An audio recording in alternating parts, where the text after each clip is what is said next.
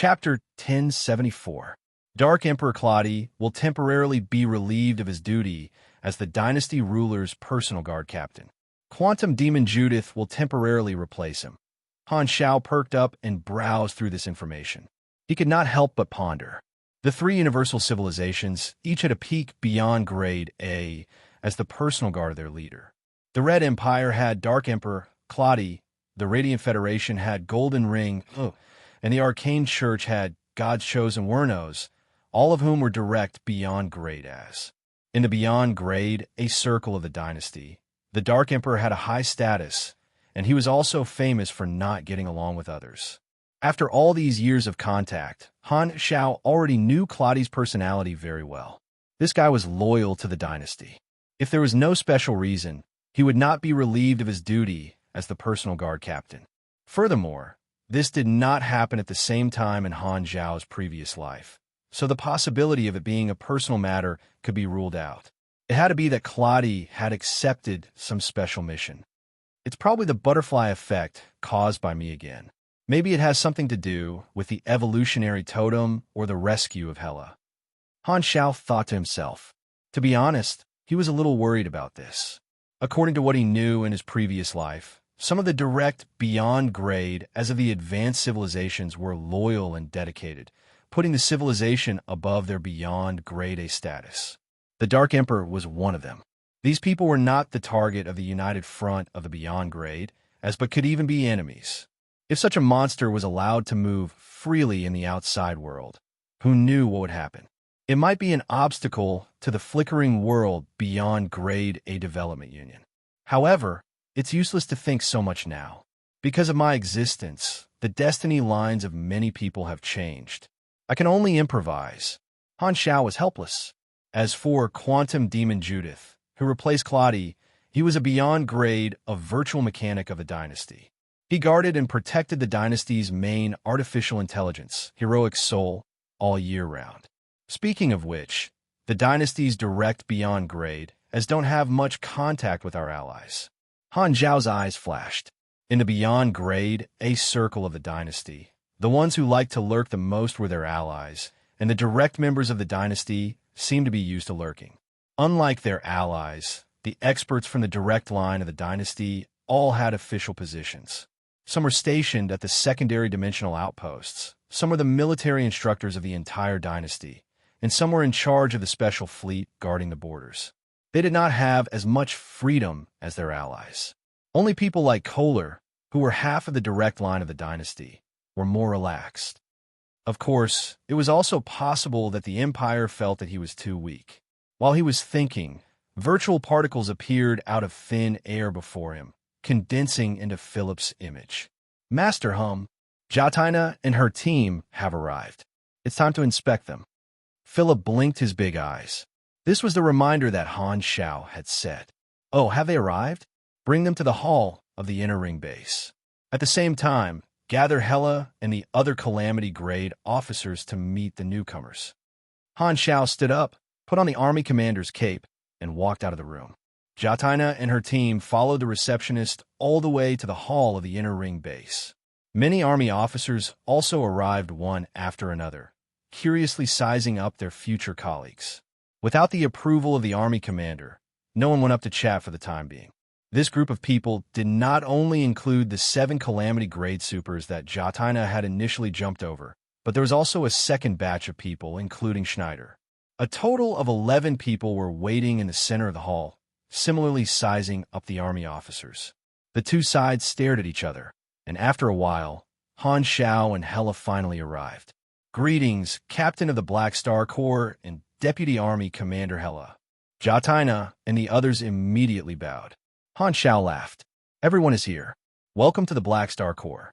From now on, we're all on the same side. Welcome. In front of others, Hela did not smile and spoke concisely. 11 calamity grade supers were already a very powerful force, enough to occupy an area in the universe. Now that they had all joined, the high-level combatants of the army had increased by a lot. Furthermore, there were elites like Jatina and Schneider among them.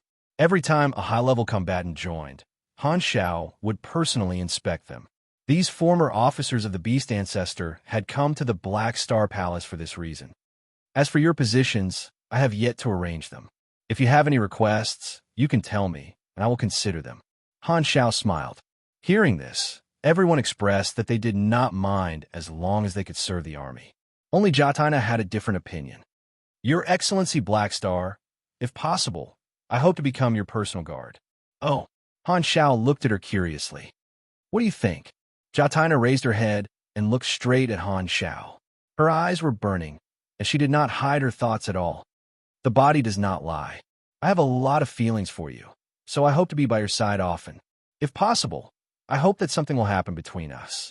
As soon as she said that, the air was dead silent. Hela's eyes suddenly narrowed. She was originally a little careless, but now she was seriously sizing up Jatina from head to toe. The officers around thought that they had misheard, and their faces were filled with disbelief. They did not expect this woman to be so bold and so explicit. Even Schneider's brothers and sisters were shocked. They stared at their big sister in disbelief. Damn, we just joined the army, and you're already hinting at mating with a beyond grade A in public? You're too gutsy. Even if you have feelings for Black Star, you should have done it step by step. To be so direct as expected of you. Han Xiao was stunned for a moment. He did not know whether to laugh or cry. He waved his hand and said, all right, I'm not interested in this kind of thing. I'll try my best to consider your request. Let's talk about something more serious. I need to understand your strength. Walk up to me one by one and take a punch from me so that I can judge your abilities. He gently changed the topic, and Jatina did not pursue it. The topic returned to normal, but there was still a strange atmosphere. Everyone glanced back and forth between Han, Xiao, and Jatina from time to time with strange gazes. Some even carefully moved away from Hela, whose eyes were firmly locked on Jatina, for fear that they would be splashed with blood. A line of calamity grades lined up in front of Han Xiao. Nanoparticles gushed out from Han Xiao's back and merged into a silver-black humanoid mechanical body. It floated beside Han Xiao, looking like a substitute emissary. This humanoid mechanical body gave every former Beast Ancestor officer who walked up a heavy punch, dealing damage. The attributes of every calamity grade were displayed in the combat information. Han Xiao quickly scanned through their abilities and had a rough idea. Among this group of people, the strongest was naturally the beyond grade AC Claw concubine Jatina. She was a hero among the calamity grade pugilists, and was proficient in the Beast Ancestor-style martial arts. Her strength and agility were on point, and she was fast and strong. She was inclined towards attacking and explosive attacks. Her damage output was very high, and her physique was not weak. She was an all-round warrior, and her combat strength was at the forefront of the calamity grade officers of the army. Great Python Schneider was an elite calamity grade, and there were two others whose combat strength was not much different from his. Their strength was not bad, and they could take care of themselves. Among the 11 people, 9 were pugilists, and the remaining 2 were espers. Beast Ancestors' organization was also made up of people with big muscles who did not have good brains. Basically, no one liked to learn, and there were basically no mages or mechanics. Han Xiao planned to let all of them be combatants, with a small portion of them joining the Black Star Guards, and most of them being led by her Lus as the high-level guards of the different fleets. After a round of encouragement, Han Xiao left with Hela, leaving the army officers to interact with this group of new colleagues. The two of them left the hall and took a walk in the corridor. The army members they met all nodded and saluted. Hela looked straight ahead, and Han Xiao returned a smile. You're quite popular. After walking for a while, Hela suddenly spoke. You're referring to Jatina? Han Xiao laughed. I'm at the peak of personal strength, after all. It's normal for people to treat me as an idol. Don't you worship me as well? Nonsense. When did I worship you? Hela snorted and looked away. Haha. When you were surrounded, you personally admitted that you've admired me for decades. There's no point in denying it. I still have the recording. Damn it. Do you want to fight? Hela flew into a rage out of humiliation. Bleh, veins popped out on Hela's forehead. She took a few deep breaths to calm herself down. After being interrupted by Han Xiao, she was no longer depressed. She frowned and asked, "How do you plan to arrange for Jatina? You're not really going to let her become a Black Star Guard, are you? She's so strong, so why not? Are you afraid of a calamity grade doing anything to me? I'm a beyond grade A." Han Xiao raised his brows. Humph. Hela turned her head away. Although she did not like the unrestrained Jatina, Hela would not use her position to obstruct her. She was not someone who would use such small tricks, so she would not interfere with Han Zhao's decision. Seeing that Hela did not say anything else, Han Xiao thought for a while and suddenly said, "Speaking of which, the army is expanding very quickly, and there are new people every few days. As a result, the members of the army are not very familiar with each other, and they do not understand the upper echelons. This is not good for the unity of the army. I feel that we should hold a large-scale event to promote mutual understanding." Hela turned her head and looked over. "What are you thinking of doing?" "I'm thinking of holding some internal competitions, such as military parades, martial arts competitions." As he said that, Han Zhao's eyes gradually lit up. Currently, the Black Star Corps was huge, and there were many talents under its command. They had enough resources to hold large-scale internal events, and letting the members participate in such events after work was beneficial to increasing the sense of belonging to the faction and promoting the culture of the faction. Han Zhao's idea was to hold a league. The Pro League was an internal competition among the players, and he was prepared to hold a large-scale competition organized by NPCs in the name of the army. Not only would the players participate, but all the army members would also be able to participate. Martial art competitions were the main focus. He felt that they could divide the competition into different groups according to their grade, from grade C, grade B, all the way to the calamity grade. The elites of each grade would be selected and praised by the entire army. At the same time, the low-grade members would be able to see the strength of the upper echelons. Apart from martial arts competitions, they could also set up various competitions, such as driving, commanding, and so on. They could also set up sports events that were exclusive to supers of various types. Even entertainment events like weighing cards could be used as a separate leisure event. In Han Zhao's vision, this event could be made into the Army's Olympics, held once every few years as a celebration for the faction. It could also be used to display their strength to the outside world, killing many birds with one stone. If it was done, the scale would be many times larger than the Pro League. It would definitely be a party for the entire army, not just the players. Just thinking about it made Han Xiao a little excited. Holding an event like this seems to cost quite a lot of money. Hela hesitated. "Sai, what are you talking about? Do we look like people who lack that bit of money?" Soon, he would be selling the evolutionary totems and becoming a shareholder of the Limitless Financial Group. Currently, Han Technician was quite inflated in terms of money. He had completely entered the realm of being a father who had nothing but money. If he could spend money to increase the cohesion and attractiveness of the faction, it would be quite profitable for him. The more Han Xiao thought about it, the more he felt that it was possible. When he returned from the secondary dimensions and dealt with the Beyond Grade A Association, he would have plenty of time to hold such a celebration. Now, however, he could propose a prototype for Sylvia to perfect. Anyway, he had someone to take care of the chores, so there was no burden. Squeezing his chief administrative officer dry had already become a habit of Han Xiao. It could not be helped. Sylvia was both beautiful and useful. He had already gotten used to it. Sylvia was very efficient. A day later, she completed the draft of the Flickering World Beyond Grade A Development Union. Han Xiao revised it and sent it to Madison to discuss this matter together. Although the two of them had a conflict of interest, they needed to cooperate on this matter. Development Union. This format is not bad. Although it's an excuse, it's still reasonable and can pass the 3 universal civilizations. In the encrypted channel, Madison browsed the draft while giving his opinion. This is just a pretense. On the surface, the scope of cooperation is limited to the Flickering World. In reality, as long as this association is set up, the conflicts between Beyond Grade as in other star fields can be resolved on this platform. At the same time, The beyond grade A organizations of the various star fields will form a network of interests across the entire universe, providing a platform for each member to communicate and cooperate with each other. This will achieve the goal of uniting strength, Han Xiao said. Manison pondered. This is similar to an enhanced version of the Ancient Ones. However, to achieve this, most beyond grade as need to be willing to accept this method of cooperation and make their own organizations a link in the network of interests.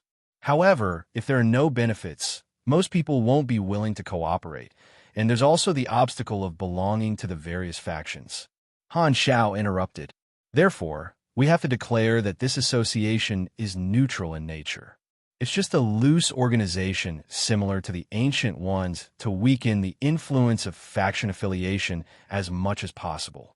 As for benefits, we need the larger beyond grade A organizations to set an example, which is to become the leader of a network of interests and take the initiative to offer a share of the cooperation.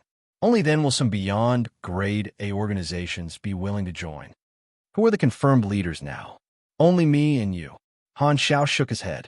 Our organizations can be considered giants among the beyond grade as enough to set an example. If we're willing to offer some cooperation projects, we can indeed attract many people, but just the two of us are not enough. We need more leaders, preferably peak beyond grade as, or we won't be able to control the others. Understand what you mean. Manison agreed. We need organizations with enough influence in various fields. I can try to persuade all the Ancient Ones, and it's best to get the few protectors of the galactic black market to take the lead. At the same time, we can't forget those outstanding neutral beyond grade as. By the way, there's also Sorokin, who controls the limitless financial group. His money is also very important. In the beyond grade A circle, Sorokin was recognized as the richest person with the largest assets. Although most people did not care about his combat strength, no one looked down on his ability to earn money.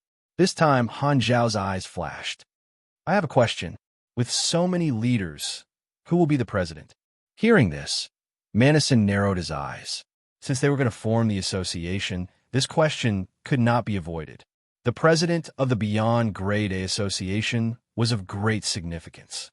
This was equivalent to the position of the leader of the pugilistic world. It was equivalent to being recognized as the chief by the beyond grade as. Therefore, regardless of strength or influence, they had to convince the masses.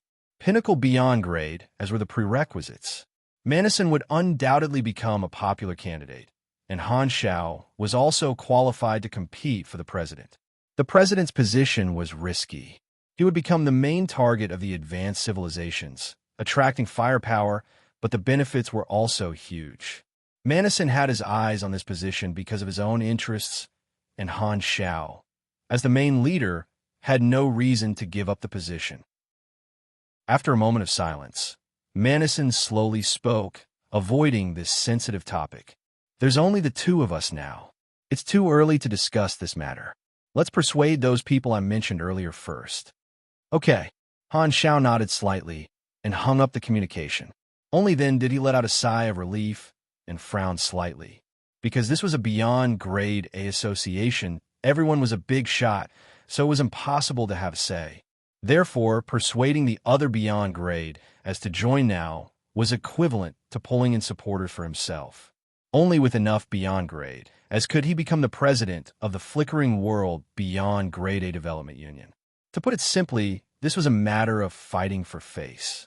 Strength alone was not enough. My connections are quite wide, but compared to Manison, Han Xiao could not help but shake his head. He was confident in his connections, but Manison had lived for too long. His friendship with his friends was naturally much deeper than his, so it would be difficult for him to win. If he wanted this position, he could only start with benefits.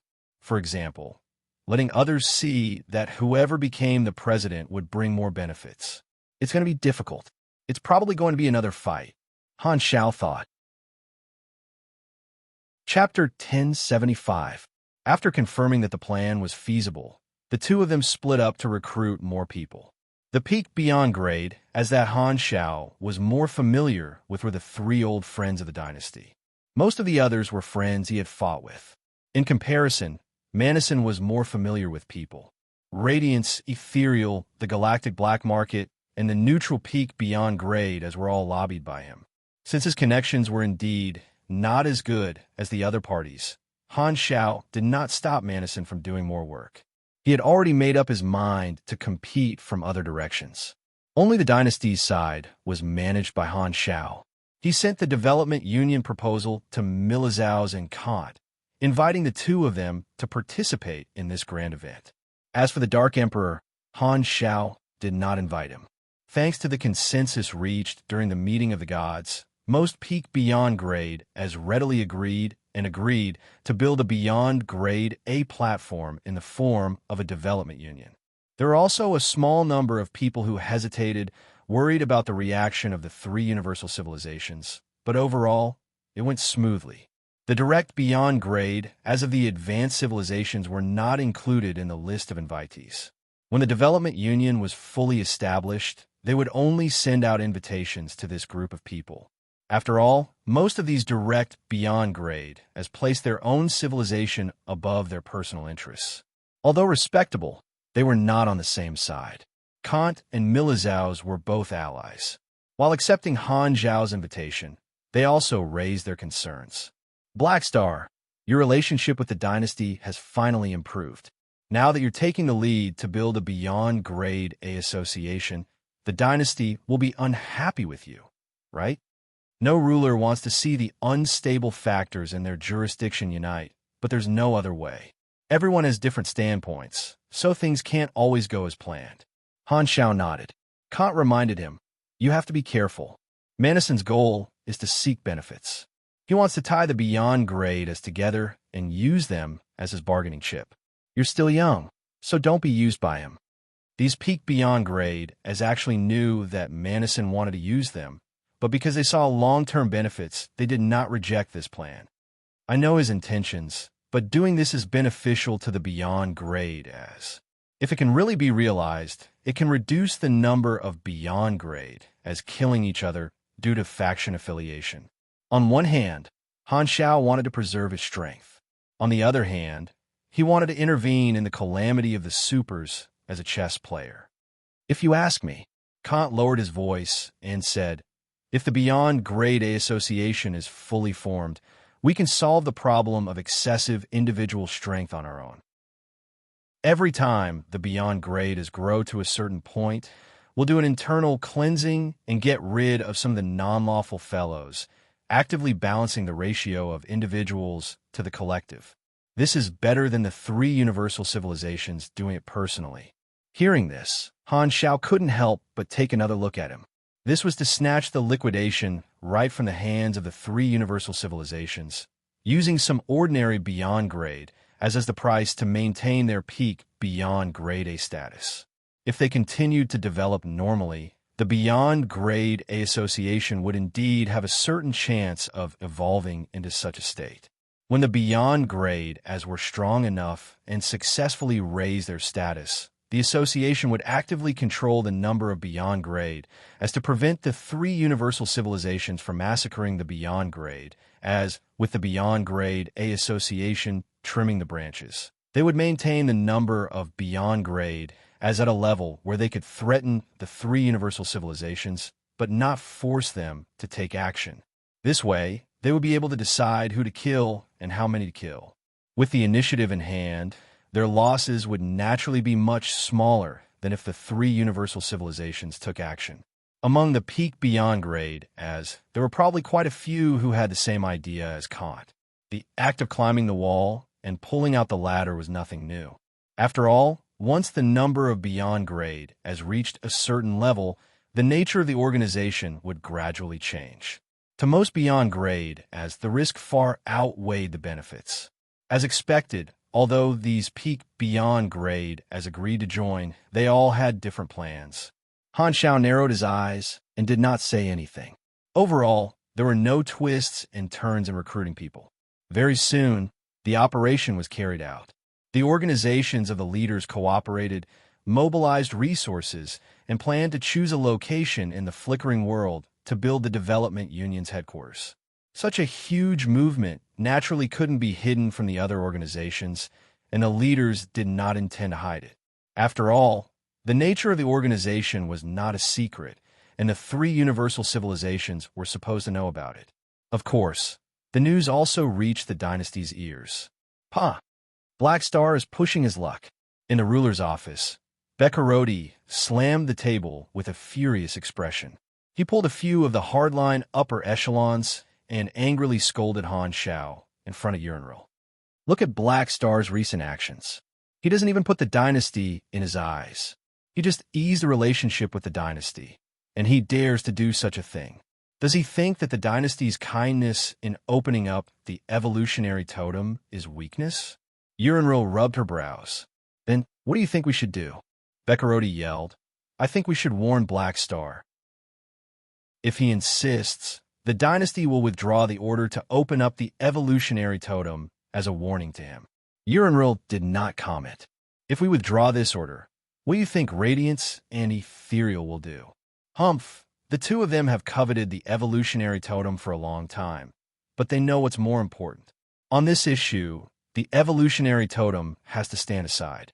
Radiance and Ethereal will definitely not speak up for Black Star." Bekarodi's tone was confident, and he was very sure of this judgment. Unravel knocked on the table and slowly said, "You're right. However, after the meeting of the gods, we already expected such a situation. It's useless to warn Black Star alone. This is the general trend." When she found out that Black Star and the others had the intention of unifying the Beyond Grade, as she knew that the hardline faction would come to cause trouble. To be honest, Unravel did not like to see signs of Beyond Grade as working together. However, this issue was very sensitive and involved a lot of people, so she could not make a decision casually. Thus, she could not easily withdraw the order to open up the evolutionary totem and warn Black Star like what Bekarodi had said. His suggestion was rejected, but Bekarodi was not angry. He knew that the ruler would do this. This time, he was only there to express the attitude of the hardline faction, so he pretended to be angry and left with everyone. Only Unravel was left in the room. She shook her head, opened the star map of the flickering world, and analyzed the situation. Opening up the flickering world would affect the original structure of the universe. The dynasty had long known this. First, it was the Supercluster Alliance, and now it was the Beyond Grade as. The influence was gradually showing. The price of exploration and expansion is turmoil. Every class wants to redistribute the benefits. Unravel sighed. Currently, the Development Union was still a grassroots organization. Only a group of peak Beyond Grade, as were in the early stages of preparation. During this time, they would have to negotiate with the three universal civilizations, and it would take at least a few months for it to be officially established. This matter did not require full attention. Han Shao had a lot of free time, so he had been focusing on repairing and strengthening the Mech Legion, as well as creating new equipment. After many failures, he finally created the Gold Grade Emperor's cape in the workshop. This was the second universal treasure that he had personally created. Spirit Instrument unlocked the second layer effect, and at the same time, he received a new God's Trait transformation point. The second layer bonus also increased the basic success rate of Gold Grade blueprint creation and research. The increase was the same as the first layer, too, 5% and 2% respectively. However, the second layer had a new attribute, which increased the mutation rate of Universe Wonders by 0.2%. Han Shao looked at the description. This was the basic increase in the probability of positive mutations during the creation of universal treasures. Space Wonders were usually stronger than normal gold-grade equipment, and they might have some unsolvable supplementary abilities. Han Shao threw this God's Trait transformation point into the machinery path, and God's Trait transformation, machinery, unlocked the third layer effect. Third stage, +3 machinery skill level for class stages below, Apostle Mechanic, plus 50% assembly line production efficiency, plus 10% quality of assembly line products, minus 25% material cost, plus 1,500 INT, plus 30 potential points. It increased the levels of many basic machinery skills, increased the production speed, and even gave me some INT and potential points. Not bad, right? Han Xiao pondered. He had all sorts of skills that could convert INT into machinery affinity. 1,500 points gave him about a 400% increase in machinery affinity, and 30 potential points could at least upgrade his ultimate knowledge branch by 1 level. Although the third layer effect looked a little messy, it seemed pretty good when added together, especially the +3 basic machinery skills. The bonus was considerable. After all, low-level class stages also had many machinery affinity skills. This time, the target of the point reset was agility. Because of the amount of work involved, the difficulty of creating the Emperor's Cape was higher than the King's Cape. The value of the reset was 375 points, all of which were converted into free attributes. I've finally gotten this equipment. After solving the backlog of work, Han Xiao felt refreshed and put away the Emperor's Cape. Everything that needed to be built was done. It was time for him to make a trip to the secondary dimension. The flickering world beyond Grade A Development Union was still in preparation, and this was not something that could be done overnight. The 3 universal civilizations would definitely have the intention to hold him accountable and oppose him. He could guess what the dynasty was going to say, so it was a good opportunity for him to go out and avoid the dynasty's fatal calls. Furthermore, Ames had already stayed for quite some time, so it would not be good to make her wait for too long. On the other side, in the Red Empire territory, somewhere in the Constellation Corridor, this was a large galactic military fortress. A giant space-time gate that was several times larger than a normal Stargate lay in the middle of the base. It was currently in a dormant state and looked like an oval arch. A figure was floating in front of this giant space-time gate. It was Dark Emperor Claude.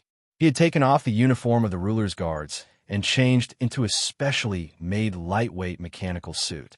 The respectful voice of the base commander came from the communication channel of the helmet. Your Excellency Claude, this mechanical suit is specifically used for traveling through secondary dimensions. It can anchor the coordinates of the main universe. There's also a portable anchoring device inside. Please do not damage or throw it away, or you might get lost in the overlapping secondary dimensions. No need to introduce me. It's not my first time going to secondary dimension. Claude's tone was calm. Okay, we are about to open the secondary dimension portal.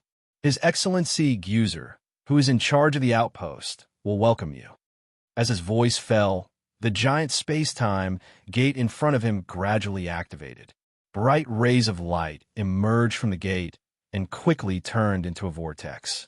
This was a variant of the Stargate technology, a large-scale teleportation device specifically used to travel through secondary dimensions. Quietly watching the space-time gate activate, Claude opened the secondary dimension database built into the mechanical suit.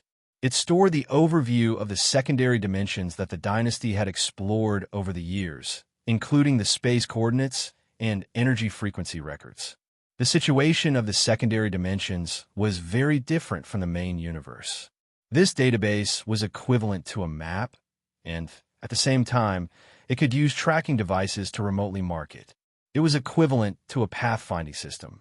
Claude browsed the database and filtered. His eyes quickly locked onto one of the secondary dimensions and silently marked it as the target location.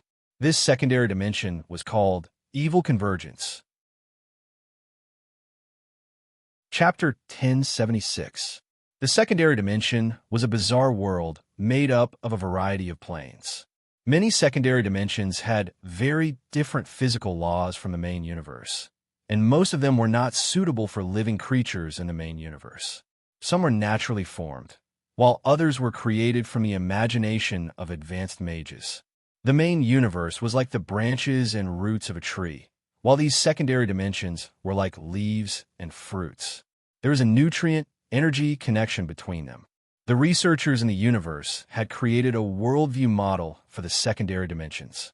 It was like a world with countless bubbles stacked on top of each other.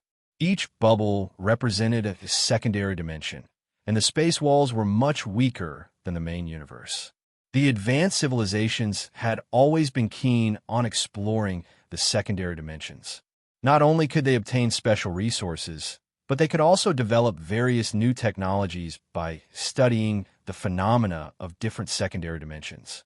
The three universal civilizations' research results in this area were very fruitful, and their technological strength in the universe largely came from this. Therefore, the three universal civilizations had set up a large number of outposts, research stations, and collection stations in the secondary dimensions, as well as stationed armies to protect the scholars and workers. Most of the time, they were dealing with the attacks of secondary dimension creatures.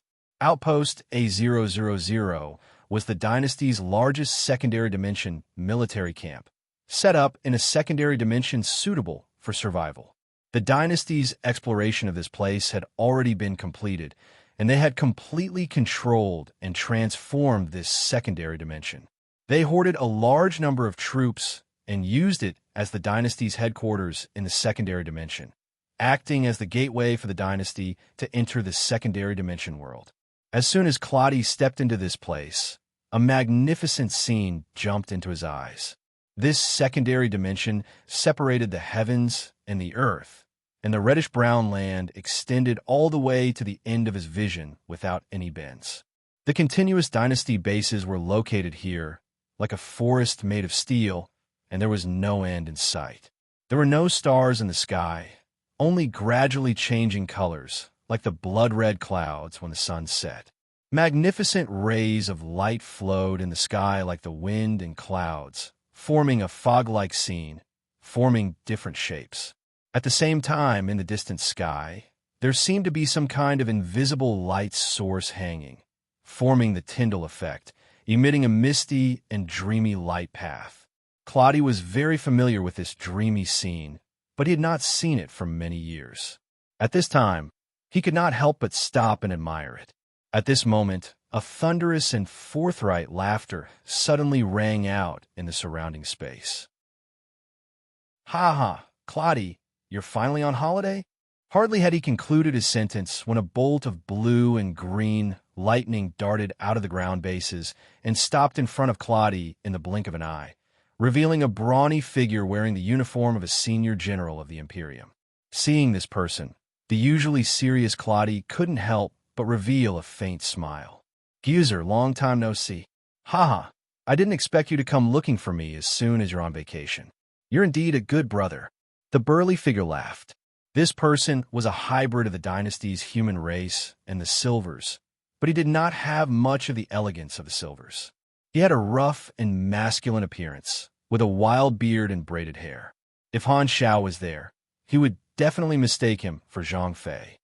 Thunder Guzer, a direct beyond grade A of the dynasty, an Esper with the ability to control plasma electricity.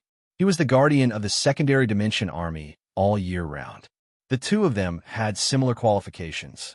Claude and Guzer had joined the army less than 5 years apart. They had known each other since they were weak and had always had a good relationship. Claude shook his head. "I'm not here on vacation this time. I have a mission." "No wonder you're not the ruler's guard for the time being." Guzer nodded and curiously asked, "Is this a secret order from the ruler? What does she want you to do?" "Hunting beyond grade as. The first target is the guy hiding in the secondary dimension called Traveler.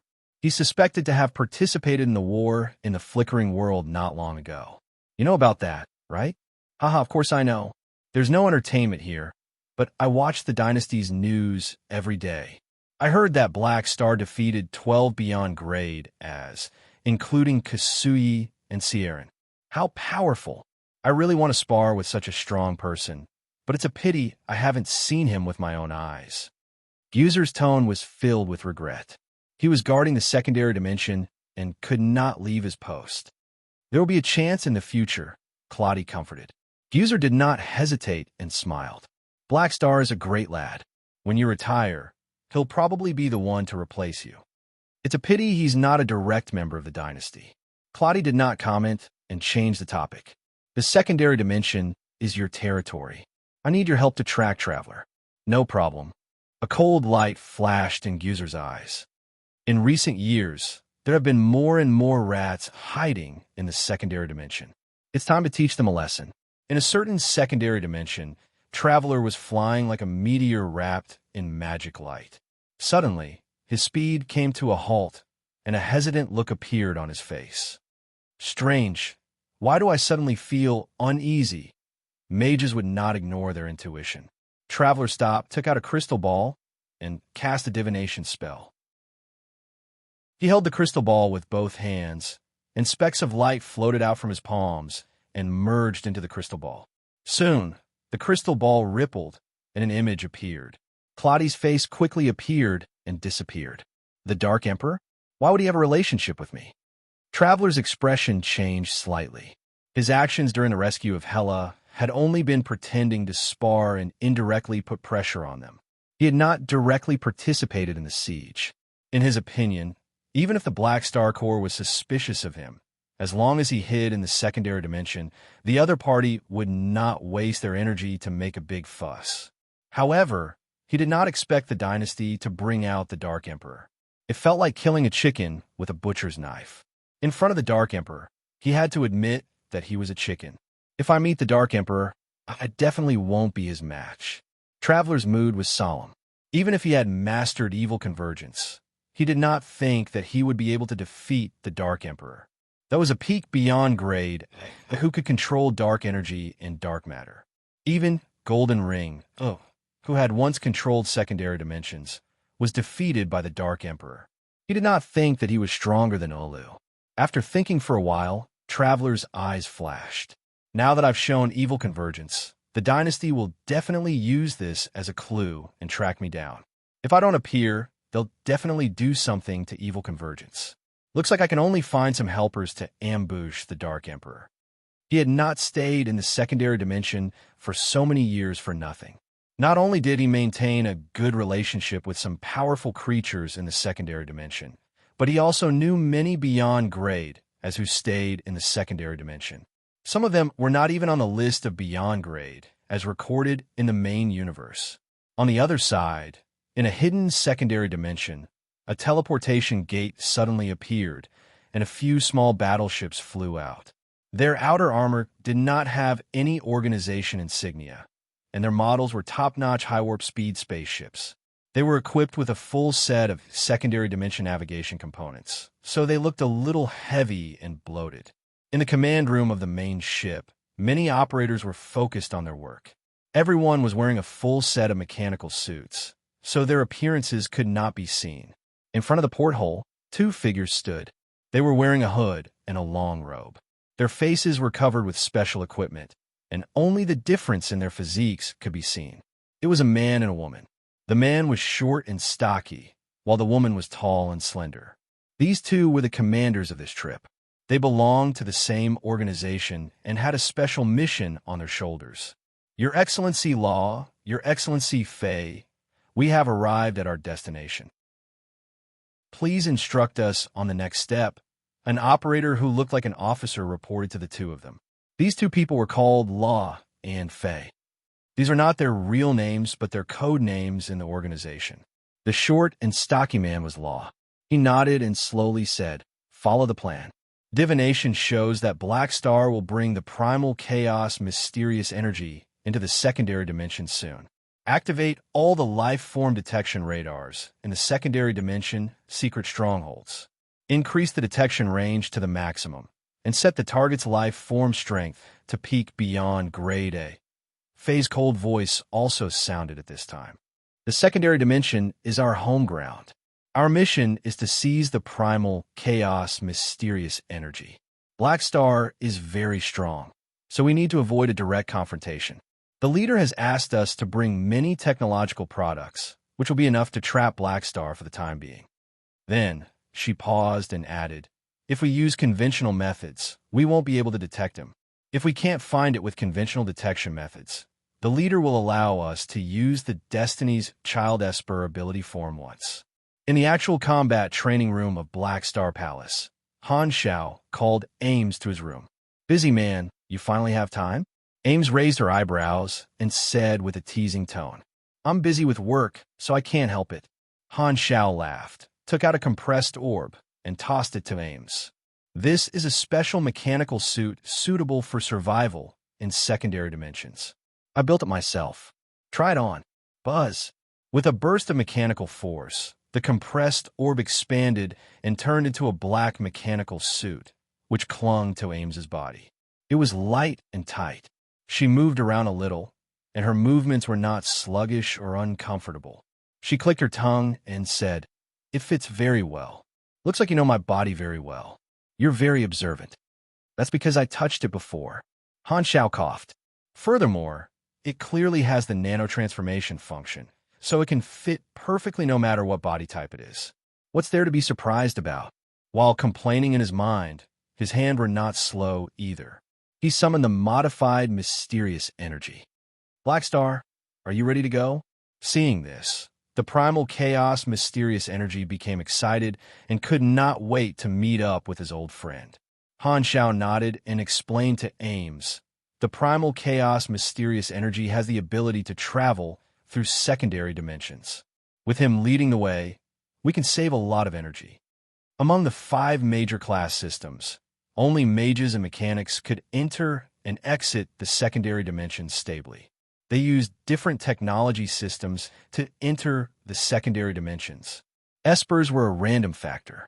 In comparison, the dimensional travel ability of the primal chaos mysterious energy was more convenient, and they even needed its help to find the holy light particle. This was not the first time Ames had gone to a secondary dimension. The normal process was very troublesome, but with the help of the primal chaos mysterious energy in Black Star, things were much simpler. She could not help but ask, "Then, where are we going first? The dynasty has many outposts in the secondary dimensions, but I don't want to disturb them. Since you also have the Void bloodline, let's enter through the Void dimension." Han Xiao grabbed the mysterious energy host's arm and gestured for Ames to do the same. "Okay." Ames did not object, but she did not grab the mysterious energy host. Instead, she placed her hand on Han Xiao's shoulder.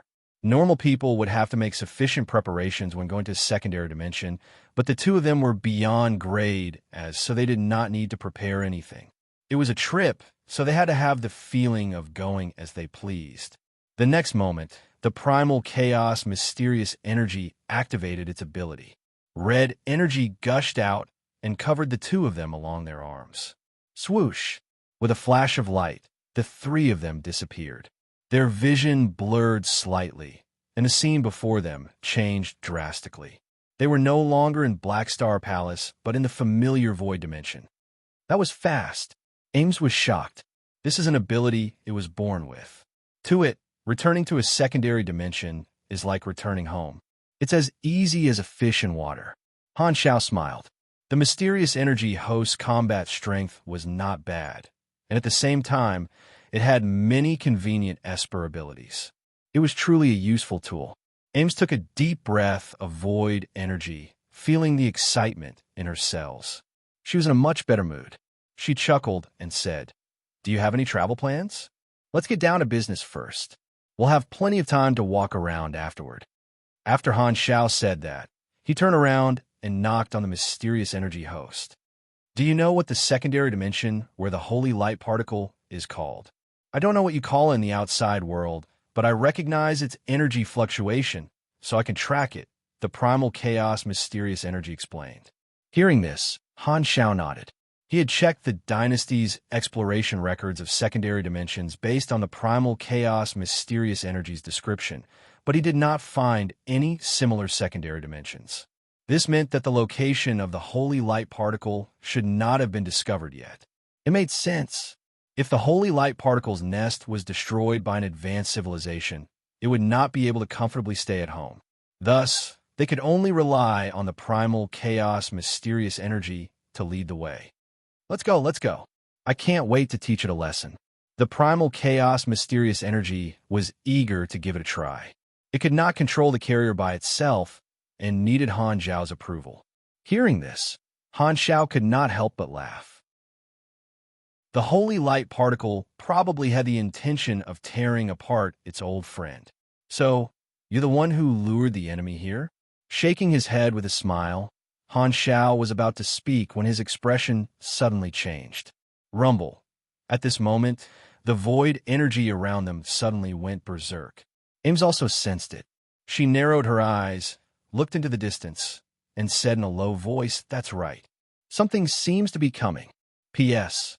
Recommended book, Run for Your Life author. A new book by First Love Bright, like summer flowers." She's an old author, so her standards are guaranteed. Introduction. The story of a demon king from another world that came out and asked the protagonist to modify its attributes. In the end, it was tamed by love and justice. Chapter 1077. The Void Dimension was a chaotic and misty world. The colors were mainly gray and blue, and the space was filled with thick and viscous void energy. Suddenly, the two of them seemed to have been thrown into a blender. The void energy around them formed a huge vortex, and Han Shao and Ames were in the center of the vortex. Han Shao raised his vigilance and got into a battle stance. The next moment, a spiritual wave suddenly spread out and swept across the two of them. An ancient and solemn voice sounded in his mind. Where did this other-dimensional creature come from? How dare you invade my territory? As the voice fell, a powerful aura emerged out of thin air in their perception. Rays of light flickered around them, and countless figures appeared out of thin air, surrounding the two of them. The appearances of these creatures were strange, but they all had the characteristics of void species and were wearing special armor. Han Shao glanced at them and suddenly felt a sense of familiarity. He was not at all unfamiliar with these strange-looking creatures. The Void Prowlers and Chaos Observers acted as scouts. The Void Hunters, Void Star Pursuers, and Void Walkers acted as roaming scouts. The Void Disciples, Void Executioners, and Magamondo Blades acted as long-range troops. The Void Whisperers, Void Spirits, and Primal Chaos Arcane Energy Bodies were all race options he had encountered during his advancement. In the middle of the army was the Behemoth Troop. There were 10 gigantic Margalla Void Behemoths. They were covered in armor and carried countless void creatures. Among them, there were 3 young void dragons. They were ridden by 3 powerful void creatures. The leader was a void duke. He was about a few hundred meters tall, and his body seemed to be made of solid blue-purple energy. He wore a huge black heavy armor, and he held the reins of the void dragon with one hand and a huge black long blade with the other. He looked very imposing. Void dukes could change their shapes, and at this moment, Zwei was in his humanoid form. This was a void army. It seems that we have accidentally intruded into the territory of a void duke. Seeing who it was, Ames frowned. She was a veteran in the secondary dimension, and this was not the first time she had encountered such a situation. The void dimension was a naturally formed secondary dimension. Its area was extremely vast, and its dimensional attributes were different from that of the main universe. It gave birth to countless void species, and other than growing naturally, they could also strengthen themselves by devouring each other. Thus, it formed a situation where the strong preyed on the weak, and the strong preyed on the weak. One by one, the higher void creatures divided their territories, formed armies, and fought against each other. Void Horde Lords were one of the top-notch void creatures. Every Void Horde Lord had a powerful army under their command. Their goal in war was to devour other Void Lords or Lords. Not only did they use war to fuel war, but they also used the unique characteristics of the Void Dimension to develop special technologies that could be used in the Void Dimension. Not only did the Void creatures kill each other, they were also hostile to other creatures from other dimensions. On one hand, there would occasionally be intruders who would kill them to collect materials. On the other hand, they could use their Void bloodline to corrode the intruders and replenish their army. Therefore, the Void creatures would not be lenient when encountering visitors from other dimensions. They see us as prey. Countless undisguised malice shrouded the two of them. Han Shao narrowed his eyes and suddenly released a beyond grade A energy wave, which suddenly swept out. Boom! A tyrannical aura erupted, and the restless Void army in the surroundings froze. The leader of the Void Horde Lords waved his long blade and released a surprised mental message. A beyond grade A creature from the main universe? The prestige of a beyond grade A also resounded throughout the secondary dimensions. Han Xiao introduced himself. I'm an ally of the Red Empire, the leader of the Black Star Corps. My nickname is Black Star. Black Star? I've never heard of this name.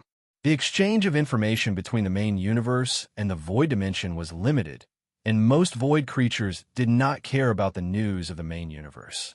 However, this void horde lord still knew the name of the Red Empire. The prestige of the three universal civilizations had spread throughout the secondary dimensions, and the higher life forms of the void dimension all had considerable intelligence. Even the void horde lords were not willing to provoke the three universal civilizations. Outsider, I'm void horde lord Kirkman. Leave my territory immediately. He pointed his long blade, indicating that he wanted to expel them. The beyond grade A creatures from the main universe were not to be trifled with. Although the void dimension had successfully killed some invading beyond grade, as those were the deeds of the strongest void warlords at the time. The casualties were also heavy, and they were all defeated by the other void horde lords. Kirkman was only a mid-level warlord, and he did not want to have a conflict with the beyond grade as of the main universe. Seeing this, Ames also did not want to complicate matters. She patted Han Xiao's waist and said, "Let's go. Don't tangle with them." Han Xiao glanced at Mo Yang, who was on guard against the Void Army, and suddenly had an idea. He switched to his Void form, and his entire aura changed. Seeing this, Kirkman was shocked. "You're also a Void?" "Yeah. I'm not a creature from another dimension. I'm one of your kind."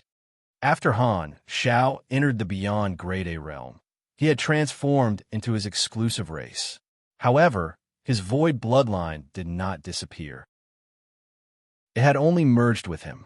According to the degree of evolution, Han Xiao's current Void creature rank was very high. He had already reached the level of a Void Angel, which was similar to a Void Horde Lord. Kirkman's attitude changed immediately. There was fear, greed, and at the same time, a desire to curry favor. If he encountered an ordinary beyond grade, even if he killed the other party, it would not benefit him. However, if they were both Void creatures, he could devour the other party's bloodline and evolve again. However, this also meant that the difficulty of killing them would increase greatly. The Void dimension was the home ground of Void creatures. The higher the level of the Void creature, the higher the control of Void energy. He was like a fish in water here, able to use the endless Void energy to suppress his opponent. However, now that the other party was also a Void creature, the advantage of the environment no longer existed. The power system of the Void dimension was different from that of the main universe. Void creatures had all kinds of talents. Through continuous evolution, they stimulated the abilities of their own species to display powerful combat strength. They belonged to the type that could not be replicated by other species, so they could not be called supers. They could only be regarded as powerful special creatures and were not included in the 5 major super systems. However, Void creatures could actively learn the super system of the main universe, and the representatives were well known. "Do you know Kasui?" Kirkman could not help but ask. "I'm quite familiar with him." Han Xiao nodded. Hearing this, Kirkman's spirit was lifted. Kasui was a super celebrity in the Void dimension and was recognized as the strongest Void creature. He had once created a lot of shocking achievements here, subdued a large number of Void Horde Lords and Void Lords, and ruled a large territory in the center of the Void dimension. No one could compete with him. Although he was usually active in the main universe, his fame in the Void dimension was unparalleled. Now, he had met a new beyond grade A Void creature who knew Kasui. Kirkman immediately had the interest to get to know him. After all, he could not come into contact with Kasui. "Black Star, come to my place as a guest." Kirkman directly sent out an invitation.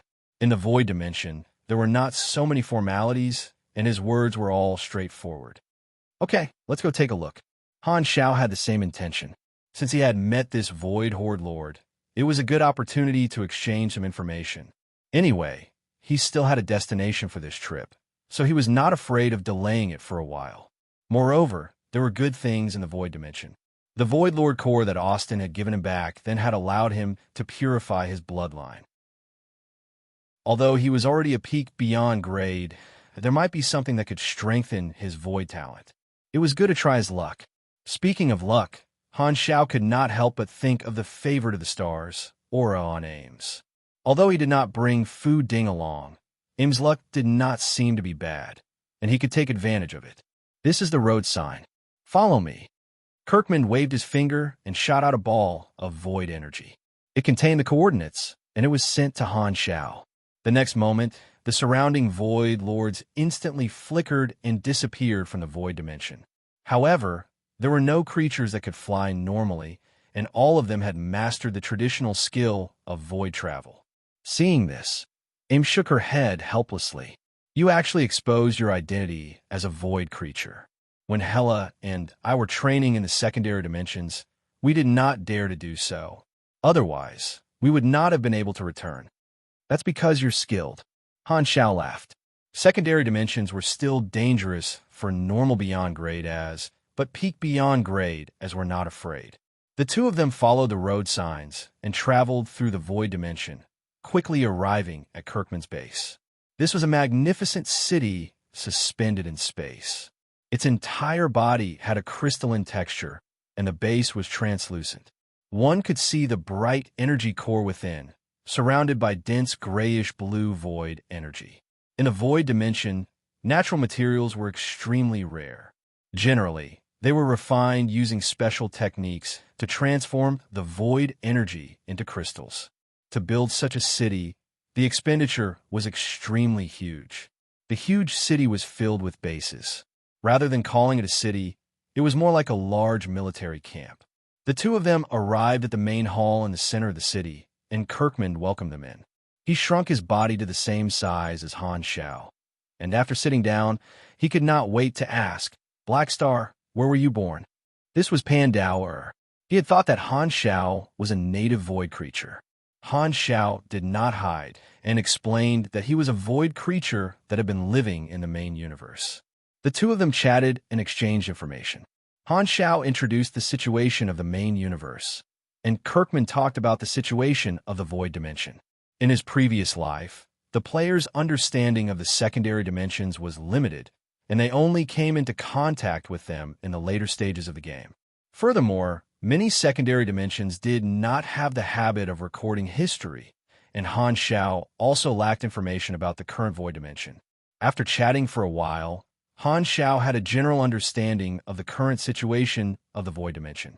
It could be abbreviated as one super strong and many strong. Kasuyi was the strongest and occupied the central area, but he had no intention of unifying the void dimension, nor did he have the ability to do so. The other powerful void lords kept popping up like bamboo shoots after the rain, dividing their territories and killing each other. Other than that, there were also many chaotic areas like wild forests. There was no order, and new void creatures were constantly breeding and freely killing each other. After chatting for a while, Kirkman finally asked about Han Xiao's intentions. I don't have a goal. I just plan to travel around the secondary dimensions. My first stop is the void dimension, and I happen to meet you. Han Xiao spread his hands. Hearing this, Kirkman thought for a while and said, Since you have nothing to do me a favor. The void dimension did not care about formalities.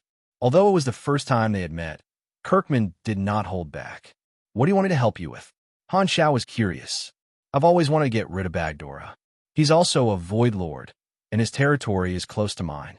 I've fought hundreds of battles with him. With your help, I can completely get rid of him, devour his core, and take over his army. Han Xiao raised his eyebrows. Then what can you give me in return? I'll give you half of the void life cores left on the battlefield. Whatever void dimension specialties you want, I'll find them for you. Kirkman waved his hand. There was no need for negotiation skills here, and he directly gave his bottom line. Moreover, you can obtain my friendship. If you need help in the main universe, you can open a void passage, and I'll bring my army to help you fight. Hearing this, Han Xiao's eyes moved. When he had evolved into a Void Pathfinder, he had obtained a talent called Void Passage. Its effect was to temporarily open the door to the Void Dimension. All along, he had rarely used this ability because the void creatures he summoned could not differentiate between friend and foe. If he could reach an agreement with Kirkman, he could use this ability to summon a void army to fight for him. It was the same for Kasui. He could use his talent to summon a void army under him, and that was how his nickname Void Overlord came about. However, he rarely used this ability now because his main body was too strong. Most of the time, there was no need for him to summon his underlings. Although he was not a summoner, this talent could achieve the effect of summoning. At this moment, a notification popped up on Han Zhao's interface. You have triggered the mission, Void Lord's War Employment. Mission Introduction. Void Lord Kirkman has taken a fancy to your combat strength and hopes to hire you to fight for him and eliminate his enemy. Mission Requirements. Defeat Void Lord Bagdora's army. Reward, 120 billion EXP, plus 3,000 faction. Kirkman favorability, 1 character summon card. Bonus reward, start the milestone mission, Void Conqueror. Void Conqueror, milestone completion condition. Destroy 8 Void Overlords, Void creatures of the same level. At the same time, at least 4 Void Overlords faction favorability has reached respect, 3,000 faction favorability. Rewards will be given after completion. Milestone reward. If you have a Void-related ability, the base effect will increase slightly. You will receive 500 to 2,000 free attribute points, plus 1 legendary point, plus 20 Void creatures favorability toward you, and plus 1 God's trait transformation point. Can only be triggered by activating the talent, God's trait transformation. Han Zhao's eyes sparkled. Whoa, this reward is not bad. I can actually get a God's trait transformation point. I thought that after creating Universal Treasure, I would have to wait until my promotion to get a new point. Looking at the introduction, only beyond grade A God's trait transformation level would trigger this bonus point reward. If other people accepted this mission, they would not be able to see this message. Han Xiaoxin was overjoyed. Not only was there a mission, but he could also get a large number of void specialties that Kirkman had promised. This deal was worth doing. To Han Xiao, it was just picking up his old profession and becoming a war mercenary. Okay, I promise you. Han Xiao nodded and smiled. But let's not do it now. I still have some things to do. Let's do it when I'm back. He decided to accept this employment. However, the focus of this trip was the Holy Light Particle. He planned to get it first and return to help Kirkman fight after he was done with his business. This was not something that could not be discussed. In his eyes, the priority was clear. No problem. Kirkman was overjoyed and agreed immediately. After all, they had been fighting for so many years. He was not in a hurry. On the other side, Ames was not interested in the conversation between the two of them. She took out the resurrection token and played with it in her hands. She had also received this gift from Hela. At this time, Kirkman glanced at her subconsciously. Suddenly, he paused and stared at the resurrection token. Ames raised her eyebrows. She closed her fingers and grabbed the resurrection token. What are you looking at? Oh, can you show me the thing in your hands? I feel a familiar aura. Kirkman was not polite at all, and his tone was filled with doubt. Han Xiaoxin took out his own resurrection token and asked, I have the same thing. Does it have a familiar aura? Yes, but it's very weak. Can you show it to me and let me identify it carefully? Kirkman nodded. Han Xiao thought for a while and tossed the resurrection token to Kirkman. Kirkman's palm transformed into energy that enveloped the resurrection token. He sensed it for a while and said uncertainly, I seem to have felt a similar energy in a secondary dimension before. Han Zhao's expression changed. The resurrection token had the effect of revival of death resistance. According to his deduction, this was a new ability that Hela had developed. With her delicate control over her Esper ability, she had fused Aurora's life energy with her own necromancy energy to form a new energy. Hela had once said that when she established the distanceless life link with Aurora, the difficulty she encountered came from a special secondary dimension that absorbed most of the energy transmitted between the two of them. Hela had originally planned to investigate it, but she did not come this time. So, I coincidentally met the target that Hela was looking for. Han Xiao could not help but turn to look at Ames. Compared to touching Ding, touching you seems to be better. Chapter 1078. To encounter a clue as soon as he entered a secondary dimension. His luck was really something else. Ames favored the stars. Aura was probably shining brightly. Could it be that the goddess of luck had changed her sexual orientation? Speaking of which, taking advantage of Fu Ding's luck was called touching Ames's luck. What should it be called? Could it be called coiling dragon? Since he was lucky enough to encounter the clue that Hela was looking for, Han Xiao had no reason to let it go. He asked, "Do you remember what secondary dimension it is?" Kirkman thought for a while before nodding. "I have some impression of it. Many people seem to know about that secondary dimension. It was quite famous during a certain period of time and had been sealed by some kind of power. Occasionally, it would emit a strong vitality that could stimulate the potential of various creatures. Later, the seal of that dimension was lifted on its own. Many curious secondary dimension life forms went to explore it, only to find that it was dead silent and empty. The entire space seemed to lack energy to maintain itself and began to decay and shrink. In recent years, that secondary dimension showed signs of collapse and could completely disappear at any time." Hearing this, Han Xiaoxin's heart skipped a beat. Most secondary dimensions did not exist forever and would collapse and disappear, just like withered fruits and leaves. The world of secondary dimensions was chaotic, and new secondary dimensions were often born. Most of them were as short as bubbles, and only a small number of them could last for a long time. Advanced civilizations and high-level mages would occasionally create artificial secondary dimensions. However, such artificial secondary dimensions were very different from naturally existing super-large stable dimensions like the void dimension. There were several possibilities for a secondary dimension being sealed, and the most likely one was that the secondary dimension was a creation of some kind of powerful life form. For example, the dimension factories of some high-level mechanics were subsidiary dimensions that were sealed to the outside world and could not be easily entered. If this secondary dimension is a subsidiary dimension of a beyond grade A, then the reason for its decline should be the death of the beyond grade A who created it, causing the dimension to lose its energy supply and gradually collapse, Han Xiao guessed. "I'm not sure." Kirkman threw the resurrection token back to Han Xiao. "I call that place the Land of Silence. If you want to go, I can give you the coordinates of the dimension anchor point." "Sorry to trouble you. I'm interested in that place," Han Xiao said with a smile. Kirkman didn't think much of it. He casually formed a ball of void energy and recorded the information about the Land of Dead Silence. He tossed it to Han Xiao and added, "That's right. The spatial walls of that dimension are already riddled with holes, with countless spatial turbulences raging within. The plane could collapse and disappear at any time.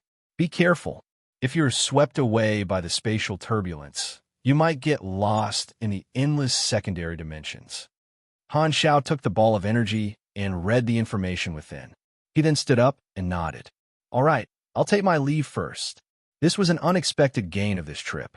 He planned to go there after finishing his business and help Hela scout the way. "I'll wait for you to return before starting the war." Kirkman nodded. After reaching an employment agreement, Han Xiao did not delay any further. He once again attached himself to the mysterious energy host body. "Let's go. Lead the way to your old friend." The primal chaos mysterious energy received the order and teleported again, disappearing with Han Xiao and Ames. On the other side, Law and Fei's small fleet was slowly cruising through a vast expanse of white secondary dimensions. On the command deck of the main ship, the virtual map of the secondary dimensions was suspended in midair. Its appearance was completely different from the detailed 3D star map of the main universe. It was like a model of countless bubbles, very much like a grape. Each bubble represented a recorded secondary dimension. Because new secondary dimensions were often born, the terrain of the secondary dimensions was constantly changing. The map could only be used as a reference, and the coordinates of the anchor points of the different dimensions were the guides. Law and Faye stood on the left and right side of the secondary dimension map model, silently observing. At this moment, a red dot suddenly lit up inside one of the bubbles, and a circle of red ripples appeared in the model. The interdimensional detection radar has found the target. The target is a peak beyond grade A. The target is 13 secondary dimensions away from us. Route simulation complete. We are expected to meet the target after 8 jumps. Your Excellencies, please give your orders. Listening to his subordinate's report, Law nodded and said with a deep voice, "Lock onto the anchor point and begin the dimension jump." As the order was given, these few battleships immediately activated their secondary dimension engines, turning into a few streams of light and accelerating crazily. The secondary dimension jump equipment on the ships began to operate, vibrating the space wall at a special frequency. The moment their speed reached its peak, a gap appeared in the space wall in front of them, and on the other side of the gap was the scene of the next dimension. The few spaceships flew straight in, and the people in the spaceships all heard a crisp pop, as if the space outside had caused the air inside the spaceship to vibrate. Their vision blurred, and they had already arrived in another secondary dimension. The next second, the space wall behind them closed up and disappeared without a trace. This was the normal way to move between secondary dimensions. The scene of the secondary dimensions changed rapidly outside the porthole. This small fleet jumped many times before finally stopping. Rapid jumps put an extremely high load on the vehicles. Every time they passed through the space wall, they would have to endure the tearing of the space turbulence. At this time, the few spaceships were shrouded in violent space energy, and the surrounding environment was slightly distorted as if they were overloaded and boiling. On the secondary dimension map, the fleet was finally in the same bubble as the target red dot, and the distance between them was rapidly closing. Seeing this, Law quickly walked to the front porthole, looked in the direction where the red dot was moving, and shouted, "Prepare for battle. Prepare the dimensional exile bullets." The two of them stared out of the window, and finally, a figure rapidly approached. Just as they were about to give the order, Law suddenly saw the appearance of this figure and quickly changed his words. "Wait, don't fire. This person doesn't look like Black Star. His aura is different from the information." Claudia was wearing a mechanical suit that covered his appearance, but he did not hide his energy fluctuations. The energy attributes of espers and mechanics were completely different. Experiencing it at close range, he discovered a significant difference in energy fluctuations. Claudia sensed this group of people from afar, slowed down, stopped in front of the fleet, opened the wide area communication, and said coldly, "Who are you? Who are you? Why are you stopping me? We're just a secondary dimension exploration team. We're not here to stop you. We just happened to meet you," Law replied. Claudia observed the space distortion caused by the fleet's rapid jump and knew that this group of people was lying. However, he did not expose them and asked, "What organization does this exploration team belong to?" "We're just a civilian organization that wants to come to the secondary dimension to collect some specialties." "Speaking of which, since you're able to travel through the secondary dimension alone, you must be a famous beyond grade A. May I have the honor of knowing your name?" Law lowered his posture. "I'm just an ordinary beyond grade A," Claudia said calmly. Law cursed in his heart. "Puffed. You're a peak beyond grade A, yet you're still pretending." Law and Faye secretly felt a headache. They were also beyond grade As. If not for the detection radar reflecting the other party's combat strength, the two of them would not have lowered their posture so much. The life form cross-dimensional detection radar was a large piece of equipment that was specially used in the secondary dimension world. However, it was not accurate enough. The search conditions were already harsh enough, but the two of them did not expect their luck to be so bad as to meet another peak beyond grade A of unknown origin. The two of them still did not know Claudia's identity and did not want to cause any trouble. Thus, they were not willing to use force and only wanted to leave as soon as possible. "Your Excellency beyond grade A, if we have accidentally offended you and caused you to misunderstand, we apologize. If there's nothing else, we'll take our leave first." As he spoke, he did not wait for Claudi's reply and hurriedly ordered the fleet to turn around and leave. Looking back, the two of them realized that Claudi did not chase after them. Instead, he stayed where he was and watched them leave. It seems like he doesn't intend to attack us. Law heaved a sigh of relief. He's probably not interested in us. Faye also secretly rejoiced. Let's leave this secondary dimension quickly. Law turned around and ordered the crew. Mark this target and don't bump into him again. Adjust the cross-dimensional detection radar and look for the second peak beyond grade A signal. The two of them were not interested in Claudi's identity at all. The secondary dimensions were filled with crouching tigers and hidden dragons. The two of them did not want to cause any trouble and prioritized the mission. On the other side, Claudi watched the fleet leave and did not chase after them. There were many organizations from the main universe hiding in the secondary dimensions. They operated in secret and hid here, tried to avoid the three universal civilizations rule. In the eyes of the three universal civilizations, they were a bunch of rats. In Claudi's opinion, this group of people was most likely one of these organizations. They had found the wrong prey and accidentally bumped into him. His target this time was Traveler. Since this group of people was so tactful, he could not be bothered to cause trouble. Looking in the direction the fleet left, Claudi moved in another direction, jumping continuously. Not long after, Claudi arrived at his destination and stepped into the secondary dimension of evil convergence. As far as the eye could see, all he could see was the wriggling, corrosive purple-green energy. It was like layers of wrinkled stomach walls that constantly set off tsunami-like waves. The purple-green bubbles bubbled like overflowing gastric juices, as if he was in the stomach of some strange creature. Just as Claudi was observing his surroundings, one of the inner walls of evil convergence squeezed out the upper body of a man covered in purple-green mucus. It was Traveler. At this time, his skin was pale, and he gave off an evil aura. He had entered a manic mode where he could not remain calm. Traveler's lower body was swallowed up, and rings of visible energy waves were constantly spreading out. They were transmitted on the purple-green inner wall and absorbed by evil convergence. Claudi frowned slightly. With his knowledge, it was not difficult to see that Traveler was spreading his own genetic essence, merging with this secondary dimension that seemed to have a life of its own. Dark Emperor, Claudi, what a rare guest. I wonder why you're looking for me. Do you want to join us? I don't mind. Traveler laughed with a hoarse voice. Claudi was indifferent and said coldly, You participated in the battle against the Empire's allies and committed a crime. I'm your judge. So, you're here to kill me? Traveler's lips curled up into a playful smile. At this time, countless figures appeared on the inner wall of evil convergence, forming an endless army. Most of them were dangerous creatures from different void dimensions, and 3 of them gave off beyond grade A auras. They were all helpers called over by Traveler. After divining that a strong enemy was coming, Traveler used his connections in the secondary dimension to set up an ambush.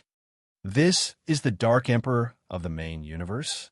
At this time, a Beyond Grade A who came to help said casually, so careless. He doesn't seem like much. Another Beyond Grade A looked down at Traveler and said with a deep voice, Remember our agreement. This time, we're only helping you expel the strong enemy. We're not responsible for killing the Dark Emperor. Otherwise, the Red Empire will definitely hunt me down like crazy. Hearing this, Claudi glanced at these 3 Beyond Grade As.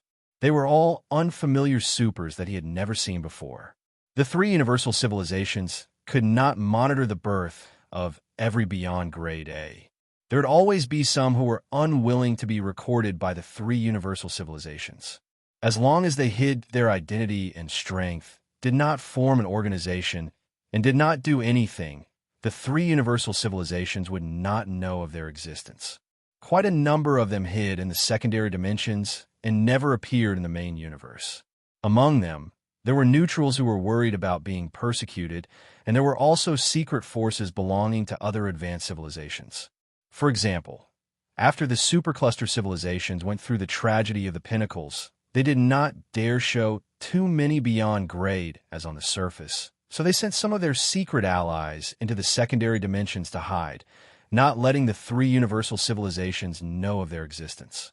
At this time, Traveler opened his arms, looked up at Claudia, and laughed wildly. "Ha ha, Dark Emperor, you do have amazing strength in the main universe, but this is my home ground. You want to kill me? Can you do it?"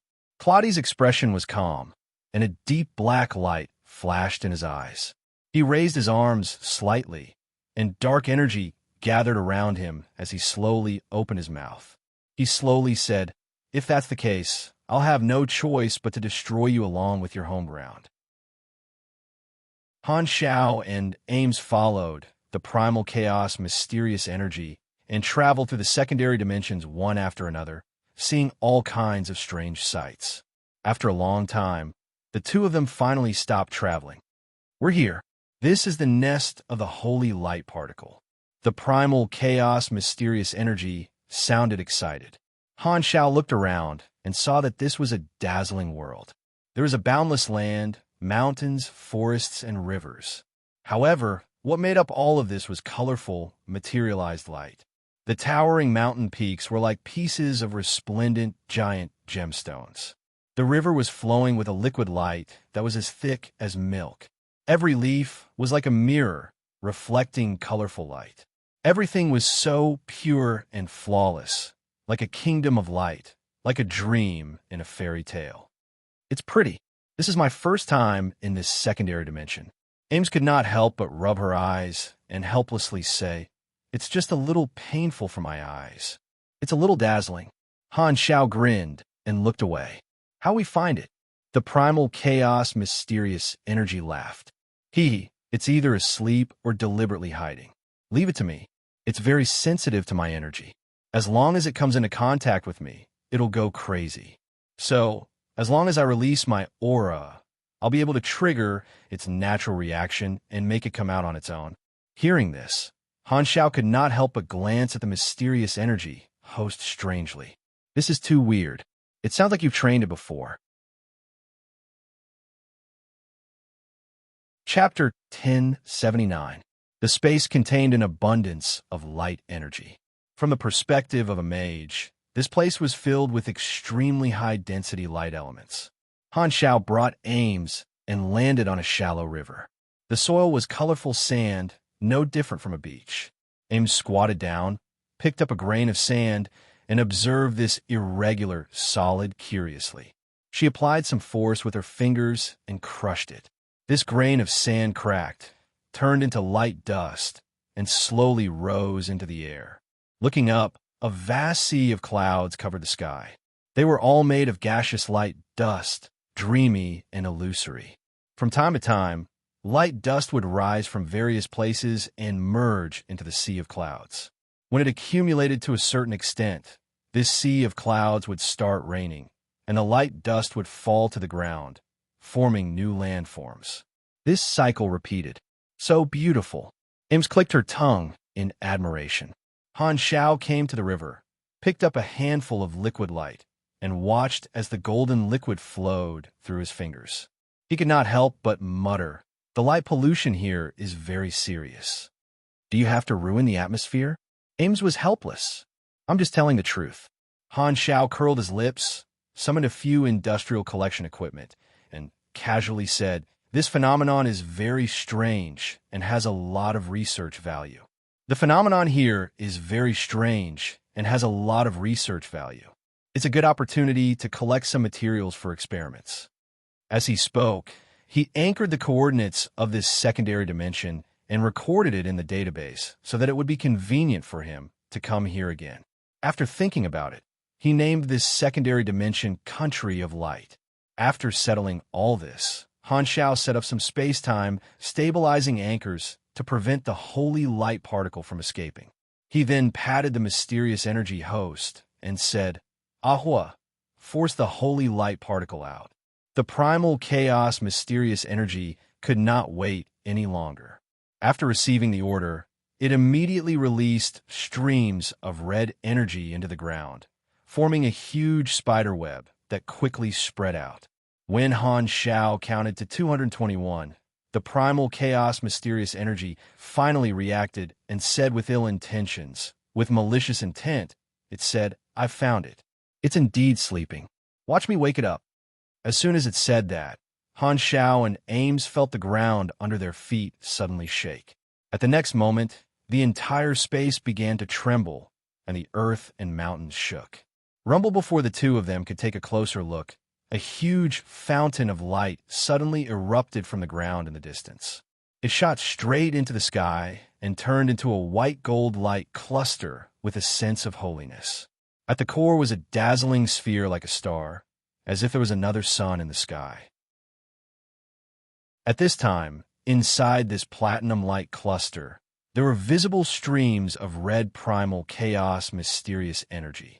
Like hot oil meeting cold water, the reaction was extremely intense. With the appearance of this ball of light, an exasperated and manic mental wave instantly swept out. "Mozaniel, you ambushed me again while I was sleeping. I will definitely kill you today. Narussus, is my energy delicious? Do you miss it?" The primal chaos mysterious energy chuckled, his tone filled with reminiscence. Hearing this, Han Zhao's mouth twitched. He felt like there was a lot of information in this sentence. It sounded like this wasn't the first time he had done this. "TSK, your Esper circle is really messy." The primal chaos mysterious energy turned to look at Han Xiao, smiled, and said, "This is the holy light particle you guys are talking about. It's a bit grumpy when it wakes up. I'll leave the rest to you." Primal Esper ability entities were very ancient and had their own names. Primal chaos mysterious energy and holy light particle were just names the outside world gave them. The holy light particle quickly moved over, and only then did it notice the group. Seeing the mysterious energy host's appearance, its anger turned to joy. You've been made into a puppet again? Ha ha ha. Karma, you deserve it. Don't be too smug, you'll be there soon." The primal chaos mysterious energy sneered. "Little guy, it's your turn next." The holy light particle turned to look at Han Xiao and Ames and said with dissatisfaction, "Humph, you're still so despicable. You actually helped the enemy get my body and try to drag me down. You two brats from the main universe. No matter how it bewitched you, I'm not interested in playing with you now. Scram back to the main universe and don't bother me." Han Xiao did not care. He flipped his hand and took out a can containment device. He tilted his head and said, "Do you want to come in yourself? Or do you want me to help you?" Hearing this, the holy light particle's body glowed brightly and released a violent energy wave. Its aura was fully unleashed, causing the entire space to tremble slightly. Its tone was extremely confident and arrogant. "I'm not a weakling like Mozanil. You want to catch me? Are you mentally prepared?" 30 seconds later, "Ouch, ouch, ouch, stop hitting me. I admit defeat." The holy light particle that was still arrogant earlier had shrunk countless times and was contained in the can container. It was like a puddle of golden liquid, sizzling under the electromagnetic confinement field of the containment device.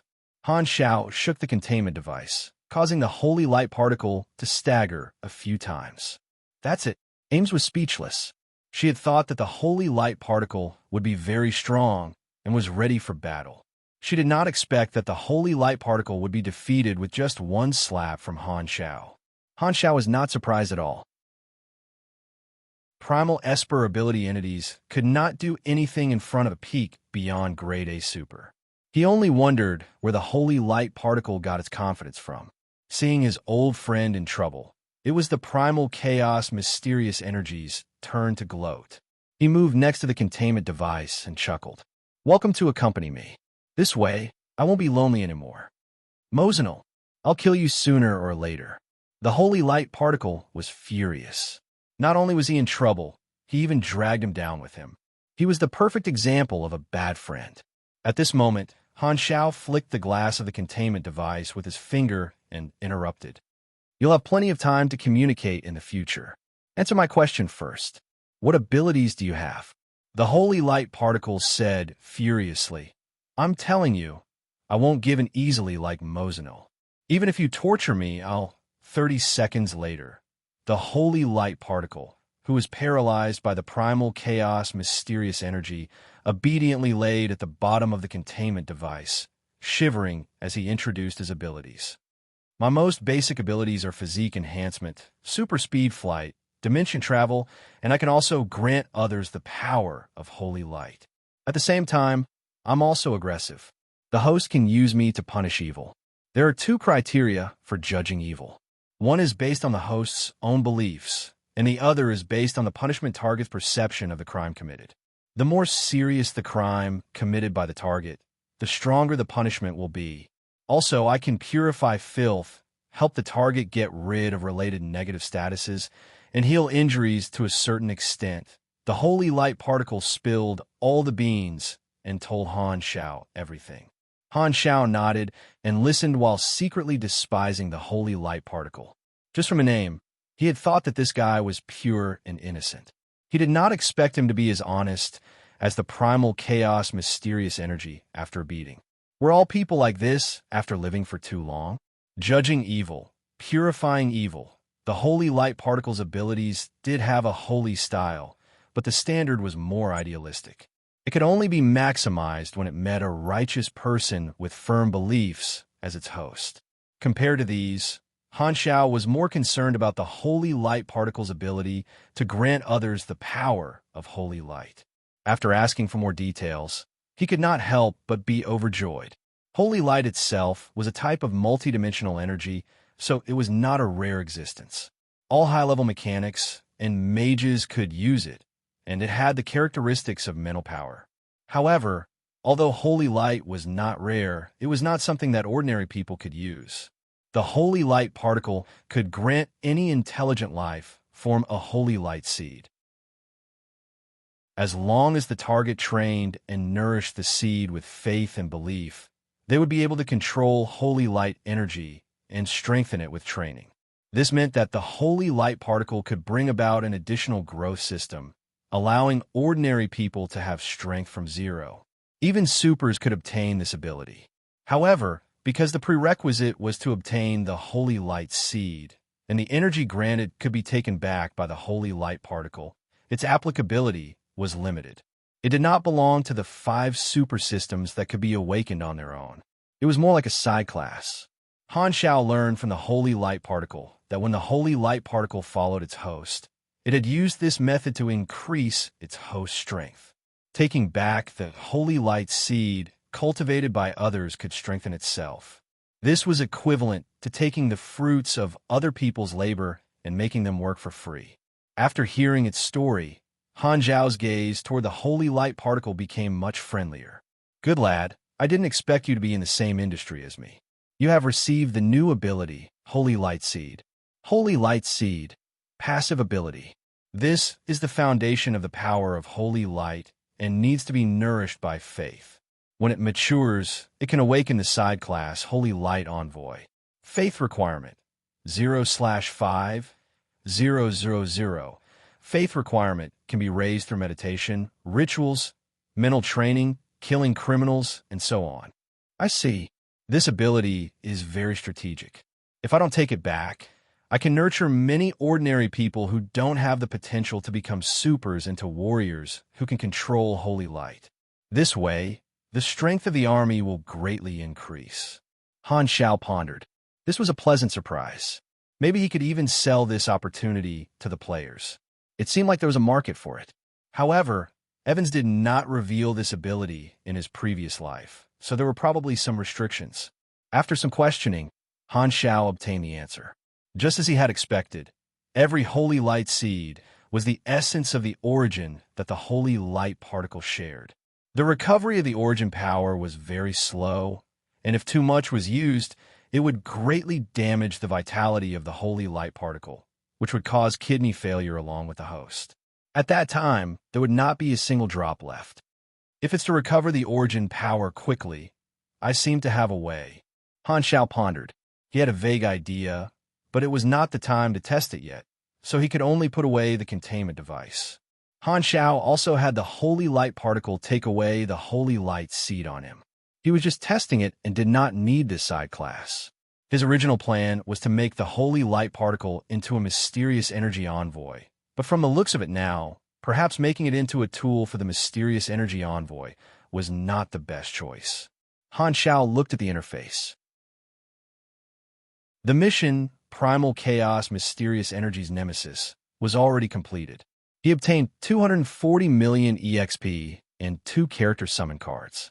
As expected, they were the Primal Chaos Mysterious Energy and the Holy Light Particle. There was nothing special about their abilities. They were Star Core, Energy Extraction, and Holy Flame Judgment. With his original body, these 2 character summon cards were better than nothing. What Han Xiao was more concerned about was the new milestone mission, Primal Esper Ability Collector. Primal Esper Ability Collector, inactive, activation requirement. Have at least 4 Primal Esper ability entities. Current level, 2 of 4 ability. When you fight an Esper, all your attributes increase slightly. Minus 12 to 20% damage dealt to you by Espers. Reward. The Third Sanctum, Ability Fragment X1. Han Xiao was slightly shocked. The Third Sanctum? What is this? I remember that the ability fragment in my hand is from the First Sanctum. Could it be that there was some connection between them? What is this thing? Han Xiao mumbled to himself. This question had been bothering him for a long time, but unfortunately, he could not find any clues. He suppressed his curiosity and looked at the milestone ability. The effect was targeted, specifically countering Espers, so it was still somewhat useful. The mission requirement is 4 Primal Esper ability entities, which means I'm still 2 away. The difficulty is still relatively high, mainly because it's hard to find the target. I'll try my best, just as he had expected. Dealing with the Holy Light Particle was not difficult. After finishing his business, Han Xiao accompanied Ames to tour the Country of Light. After collecting enough sample materials, the 2 of them left this secondary dimension and headed to the next stop, the Land of Dead Silence. With a flash of light, the Primal Chaos Mysterious Energy brought Han Xiao and Selena to the Land of Dead Silence, according to the coordinates given by Kirkman. Seeing the scene in front of him, Han Xiao could not help but gasp. Wow, this place is really scary. The color of this secondary dimension was dark, and the space walls were riddled with holes. Violent space, turbulence, constantly invaded and wreaked havoc. The sky was filled with endless space storms, flashing with blue and purple light. Below was a black desert, but many places were swallowed by the space turbulence and turned into nothing. This land was torn apart and turned into broken floating islands. Han Zhao's eyes moved, and he took out the revival coin that he was wearing. He realized that the revival coin was heating up. Indeed, there was a reaction. This means that the Land of Dead Silence is indeed related to Hela. Han Xiao released his senses and searched the entire secondary dimension, but he found nothing. He could not feel anything special. Just as Kirkman said, this secondary dimension was on the verge of extinction, and there was nothing here. This time, Im shook her head and said, "It seems like only Hela will be able to find some clues if she comes here personally." Hearing this, Han Xiao nodded in agreement. He guessed that Hela's ability could resonate with the Land of Dead Silence and activate some special events. Although he was stronger, he obviously did not meet the requirements. At least I've helped her explore the way. It will be more convenient for her to come here next time. Han Xiao anchored the coordinates of this dimension in the database. The 2 of them were about to leave when suddenly, a powerful life form energy source appeared out of thin air and broke into the range of their senses. The 2 of them turned their heads and saw a bruised figure fall out of a space turbulence and into the hole in the space wall of the Land of Dead Silence. Ames blinked, a puzzled look on her face. Yeah, this person seems a little familiar. At the same time, Your Excellencies, the interdimensional detection radar has locked onto the target. In the command room of the spaceship, Law and Faye hurriedly checked the map. It's not the person we met before, right? No, he's in another secondary dimension. What we're detecting now is a second peak beyond grade A signal. After confirming that there was no mistake, Law decisively gave the order. Okay, lock on a new target, full speed ahead. On the other side, evil convergence. No one knew what kind of rough treatment the space wall had suffered. Like an inflated balloon, it burst from the inside, causing this secondary dimension to lose all its protection. The originally lively purple-green evil energy seemed to have lost all its vitality and was swept away by the space turbulence along with all the corpses here, disappearing without a trace. This special secondary dimension that had given birth to life had become a wreckage, leaving only dead silence and rapidly disappearing. Claudia crushed the head of the last beyond grade A helper and looked up at the raging space storm around him. He frowned, somewhat dissatisfied with his performance. It's been too long since I fought, and I've really regressed. I accidentally used too much force and let him escape through the space turbulence. Chapter 1080. Ha ha ha, I've escaped. In the space storm that resembled a thundercloud, a green light was floating. It was Traveler, who was wrapped in a magic shield. At this moment, he was no longer in the crazy mode of evil convergence. Although his skin was still pale, the evil aura had disappeared, and his demeanor had returned to normal, leaving only a face full of lingering fear and unwillingness. In order to ambush Claudia, Traveler had gathered the friends he had made in the secondary dimensions over the years. He had thought that with a total of 4 beyond grade, as they would be able to force the Dark Emperor to retreat with a home field advantage. However, reality gave him a big slap in the face. Claudia was too strong. He was a super high-risk Esper ability himself, and his large-scale attack power was off the charts. Through the simulation of a miniature universe explosion using dark energy, he overturned the entire secondary dimension of evil convergence and broke through the space wall from the inside. If it was just him being strong, it would have been fine. Although the few beyond grade, as were no match for him, they still had a chance to escape. However, what made Traveler despair the most was that Claudia had a few universal treasures in his hands. As a direct descendant of the dynasty and the personal guard of the ruler, Claudia never lacked universal treasures. Furthermore, he did not need to exchange for them. In order to make it easier for him to carry out missions, the dynasty took the initiative to take out different universal treasures from their warehouse for Claudia to use. During this mission to the secondary dimensions, Claudia had taken out 5 universal treasures from the dynasty's warehouse, which were greatly beneficial to his combat strength. He had gone all out and killed 3 beyond grade, as who had not even reached the 52,000 energy rank limit. Only Traveler, because of his connection with the secondary dimensions, took advantage of the fact that his wife had exploded and used the invasion of the space turbulence to escape. With evil convergence gone, he would not be able to summon it in the future, causing his combat strength to plummet, and he returned to his original level of beyond grade A. His many years of hard work had gone to waste, and he felt extremely pained. However, this was also a blessing in disguise. The enemy would no longer be able to track him through evil convergence. As long as he hid well, he would be safe. Being alive means that there is still a chance. Traveler's heart was filled with the joy of surviving a disaster. And it wasn't like there was no hope for a comeback. Traveler lowered his head and opened his palm. An irregularly shaped purple-green fragment lay in the center of his palm. Its texture was like glass. This was the energy fragment of the evil convergence. As long as one used a special method to plant it in a secondary dimension world, there was a chance that a new evil convergence would grow. However, it would take a very long time. As long as I can avoid the pursuit of the Red Empire and wait for them to give up, I will have ample time to recover my strength. It seems that I will have to hide in the secondary dimensions for decades, or even centuries. Fortunately, my lifespan is still very long. Traveler secretly heaved a sigh of relief. He shook off the haze of failure and pulled himself together again.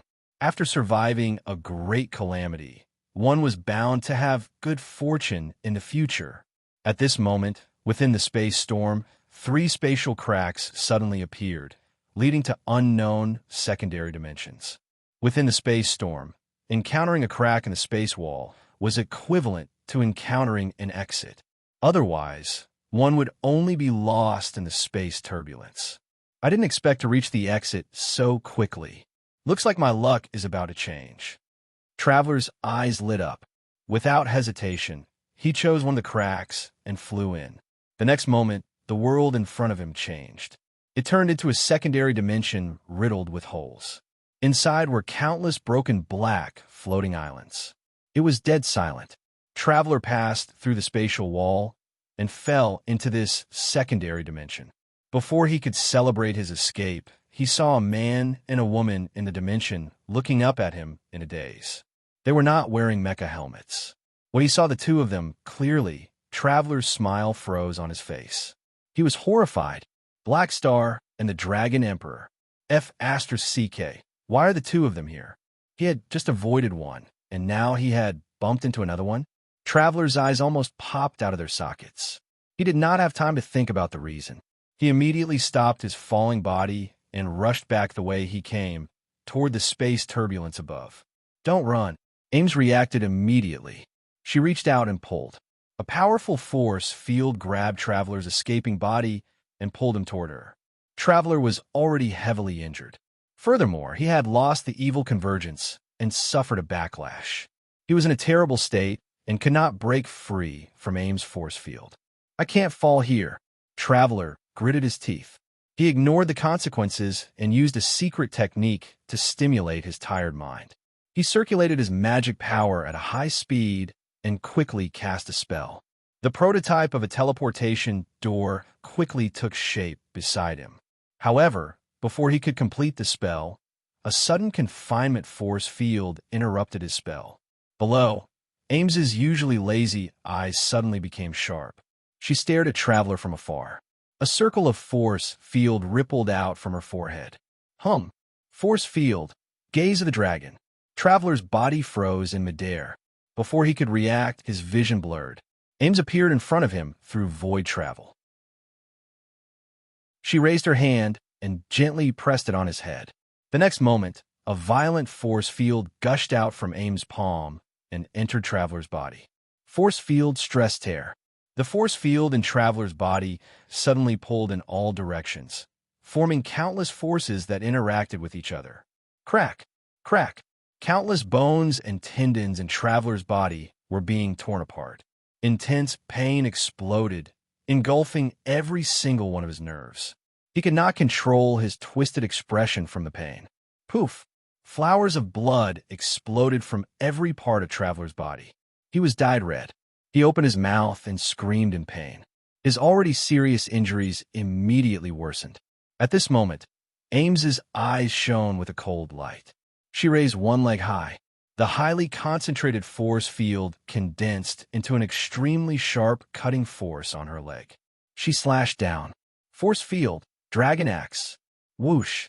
Ames's long leg slashed into Traveler's right shoulder. Like a hot knife cutting through butter, Traveler's arm was chopped off. She did not give Traveler any chance to fight back. She stepped on Traveler's neck and landed on a broken black, floating island below. She stepped on the dying Traveler with her feet. At this moment, Han Shao flew over casually. He looked at Ames in surprise. Why are you suddenly so violent? It's not like you. Ames did not look back. She just stared at Traveler under her feet and said calmly, when Hela was being attacked, he came to attack the Black Star Palace. At that time, I did not understand. Later, I guess that he wanted to lure your lord's avatar out to share your energy in saving Hela. However, you had the foresight to ask me to guard the Black Star Palace. That was why he did not succeed. Facing Traveler, Ames did not show any mercy. Not only was he in cahoots with the enemies who wanted to kill Hela, but it was also because these people had forced Han Shao to pay the price of burning his potential. In her opinion, Han Shao did not say anything about this because he did not want Hela to feel guilty. Ames understood Han Zhao's actions, but she would not really forget and would always keep this matter in her heart. This trip to the secondary dimensions was mainly to accompany Han Shao to relax, in her opinion, but she also had the intention of getting even with Traveler. At this moment, both old and new hatred erupted. Ames did not hesitate at all. Han Shao clicked his tongue, squatted down, and looked at the seriously injured Traveler. Oh, what day is it today? My luck is so good. I originally wanted to get even with you, but I didn't expect you to come to me yourself. Traveler's face turned red, and his veins popped out. He was full of grievance and resentment. He had finally escaped from the clutches of the Dark Emperor, but now he had bumped into the muzzle of Black Star. He had just escaped the tiger's den, but now he had entered the wolf's den. Traveler's mood had fluctuated greatly. He was now completely dispirited and did not even have the energy to scold fate for being unfair. His luck was not on his side. He had nothing to say and could only sigh in his heart. This is fate. The heavens want me dead. Han Shao looked at the injuries on Traveler's body caused by the Dark Emperor and asked curiously, "Who did you meet to be so seriously injured?" Traveler did not say anything. It looked like he was ready to die. When his mind was not affected by evil convergence, he was quite normal. Since he knew that there was no way he could survive, he would not beg for mercy. "Oh, you have quite a backbone." Han Shao rolled his eyes and chuckled softly. "I just don't know how the Star Arc civilization will react if you die. You don't have to deny it. Since I can accurately name the civilization you work for, I naturally have solid evidence." As soon as he finished speaking, Traveler's expression suddenly changed. He looked at Han Shao in disbelief. When he was active in the outside world, he always disguised himself as a neutral and accepted employment from different civilizations to hide the fact that he belonged to a certain supercluster civilization. His true identity had always been his secret, and the Star Arc civilization was the supercluster civilization that he secretly worked for. The outside world did not know about this. This way, no matter what he did, it would not implicate the civilization. This was also why he could do whatever he wanted without worry. But now, the identity that he had been hiding was suddenly exposed by Han Shao. Traveler was shocked. His mind was in chaos. He subconsciously wanted to deny it, but judging from Han Zhao's confident expression and tone, he clearly had the evidence and was not lying to him. Why would I know? Han Shao continued the conversation with a mischievous smile on his face as he jokingly said, "You're right. Sorokin told me all this." He was just used to pushing the blame, but Traveler's reaction was beyond his expectations. "It really is him." Traveler clenched his teeth. He noticed the flaw. The upper echelons shouldn't have worked with him. Is Sorokin really involved in this? Han Shao was stunned for a moment. He had thought that the supercluster civilization was acting on their own and wanted to intensify the conflict between the three universal civilizations. He did not know that Traveler's attack on Black Star Palace really had something to do with Sorokin. He seemed to have accidentally discovered some interesting inside information. Han Xiaoxin thought quickly, but his expression did not change. He smiled and said, "Since I know who you are, you'd better tell me what happened. Otherwise, you know the consequences. You'll be blamed on the Star Arc civilization, and I might be able to help you." If Traveler was alone, he would have been willing to sacrifice himself. However, according to the information in Han Zhao's previous life, Traveler was extremely loyal to the Star Arc civilization. Now that he had exposed himself, Han Shao had a hold on him. Furthermore, Traveler hated Sorokin for telling this to Black Star, and he was worried that he would tell more people. Therefore, he decided to tell the truth about Sorokin's cooperation agreement. This was not only a compromise, but also an attempt to use this method to make Black Star hate Sorokin. He might be able to get rid of Sorokin with a borrowed knife. Traveler explained everything in detail. Only then did Han Shao understand what was going on. His eyes sparkled, and he stroked his chin as he muttered to himself, "What's going on? Sorokin. So, the one who persuaded the Supercluster Alliance was you. You're the one who wanted to take advantage of the situation, and you're standing on the opposite side of the beyond grade as connecting the information exposed by Traveler and the limited information in his previous life." Han Shao sneered and roughly understood Sorokin's true intentions. What maintaining the balance of the universe? What beyond grade as should know how to be content with what they have? What standing on the side of the group? These were all **T. There were two ways to go up. One was to develop oneself to a higher level, and the other was to reduce the number of competitors. Sorokin was the latter. The way Han Shao saw it, this guy wanted the entire universe to only have a single-digit number of beyond grade as. He just wanted to monopolize all the privileges. The fewer high-level combatants there were, the less of an obstacle he would have. Therefore, it was only natural that he wanted to reduce the number of beyond grade as. Therefore, he used the faction differences set up by the advanced civilizations to provoke a conflict between beyond grade as. Han Shao had actually been wary of Sorokin all this time, but he could not figure out what he was planning. Now that he knew what Sorokin's goal was, it was equivalent to exposing a strong enemy hiding in the dark. He would be able to make targeted preparations in the future. Thinking of this, he felt much more relaxed. Putting away these plans, Han Shao pointed at Traveler's wound and asked, "Then, what's with your wound? Who's chasing you?" Traveler glared at Han Shao with grief and anger, clenched his teeth, and said, "It's your Red Empire's Dark Emperor." He's here too? Han Shao was surprised. Thinking of the information about the Dark Emperor leaving his position as the ruler's personal guard, he suddenly understood. It seemed like the dynasty ruler was dissatisfied with the cooperation between Radiance and Ethereal again, plus the problem of the flickering world and the evolutionary totem, so he wanted to show off his strength in terms of high-level combatants. Therefore, he sent the Dark Emperor out to chase after the enemy as a warning to organizations with bad intentions. Speaking of which, for a peak beyond grade A like the Dark Emperor, the position of personal guard was actually a shackle. Hearing that Claudia had easily dealt with Traveler's ambush, Han Shao could not help but praise him in his mind.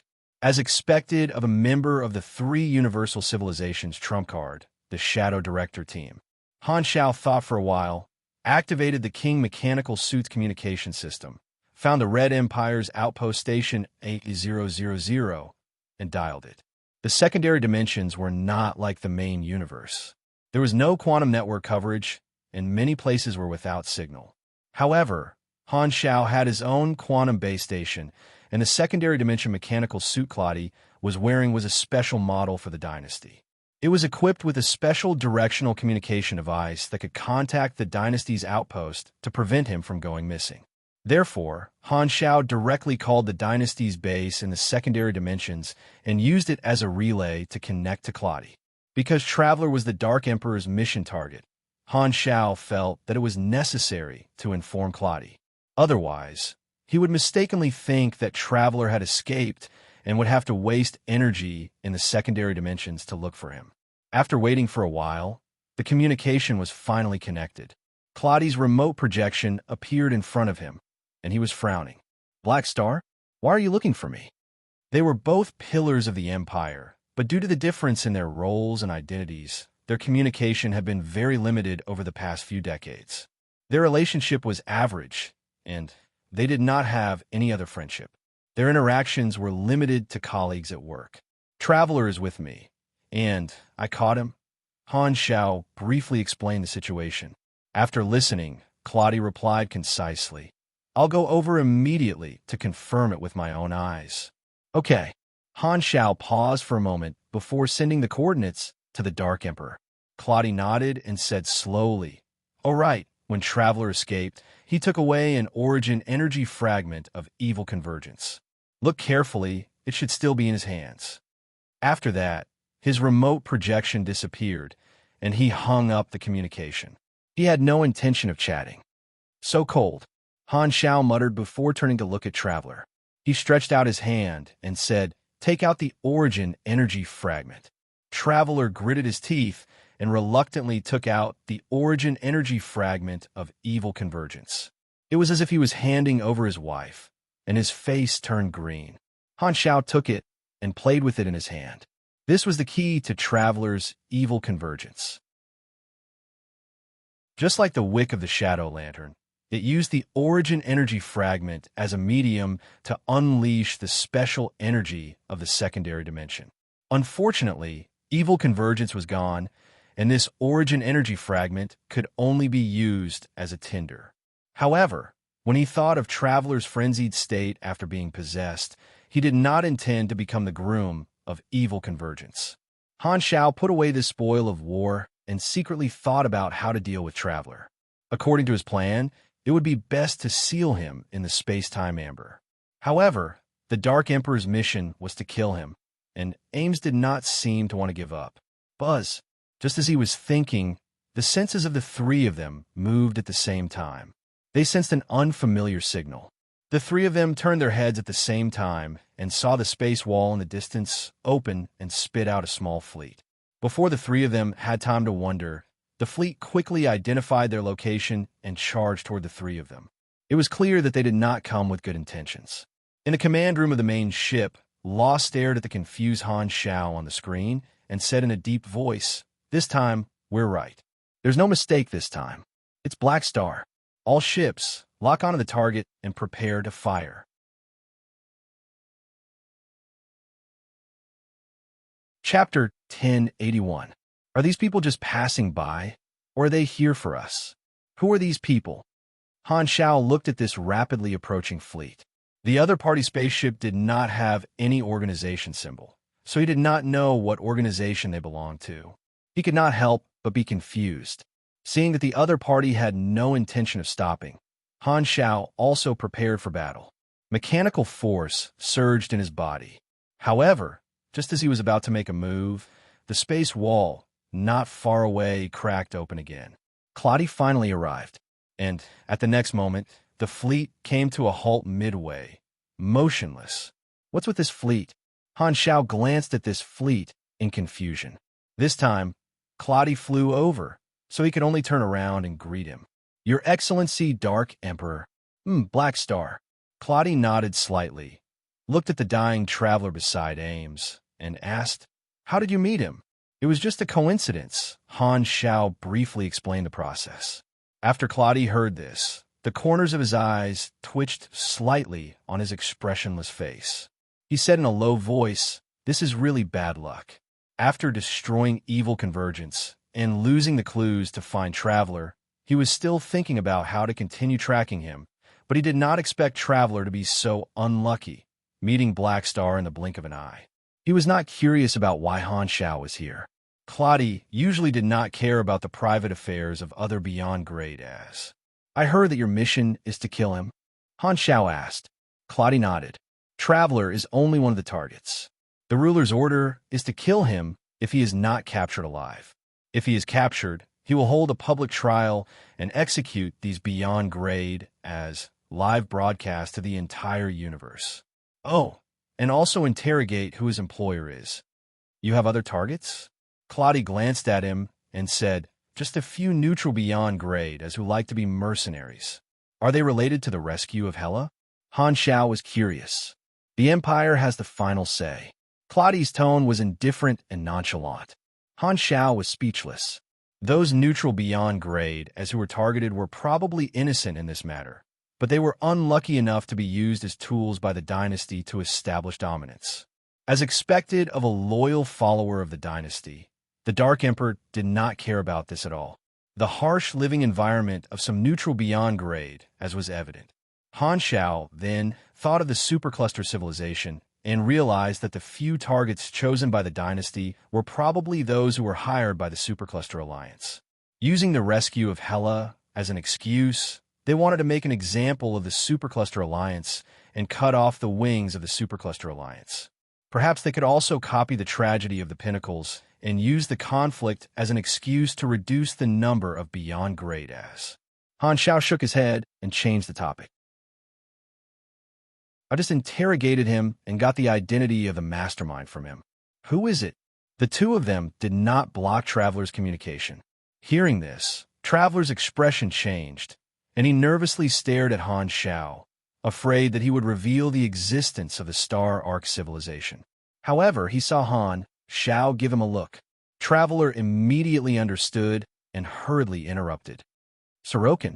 He's the one who hired me to attack Black Star Palace and divert Black Star's attention, indirectly providing help to Radiance and Ethereal." "It's him? Isn't he a pure businessman?" Claudia frowned and was a little surprised. He could not help but look at Han Shao. "Do you think he can be trusted?" "I think he can be trusted. Traveler is just a neutral mercenary. He won't attack me for no reason." Han Shao smiled.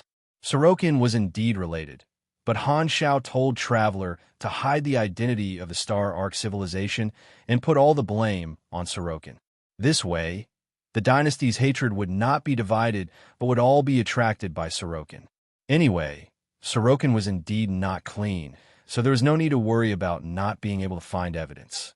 Although Han Technician was about to become a shareholder of the Limitless Financial Group, he would not really help Sorokin develop for the sake of dividends. Furthermore, he had just learned that the other party was secretly plotting against him.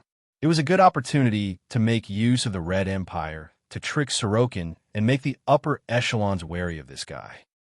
"I'll tell the ruler, but I still need to bring Traveler back for interrogation," Claudia said. Han Xiao nodded, turned around, patted Ames's thigh, and told her to raise her leg. He then took out the space-time amber and sealed the powerless Traveler.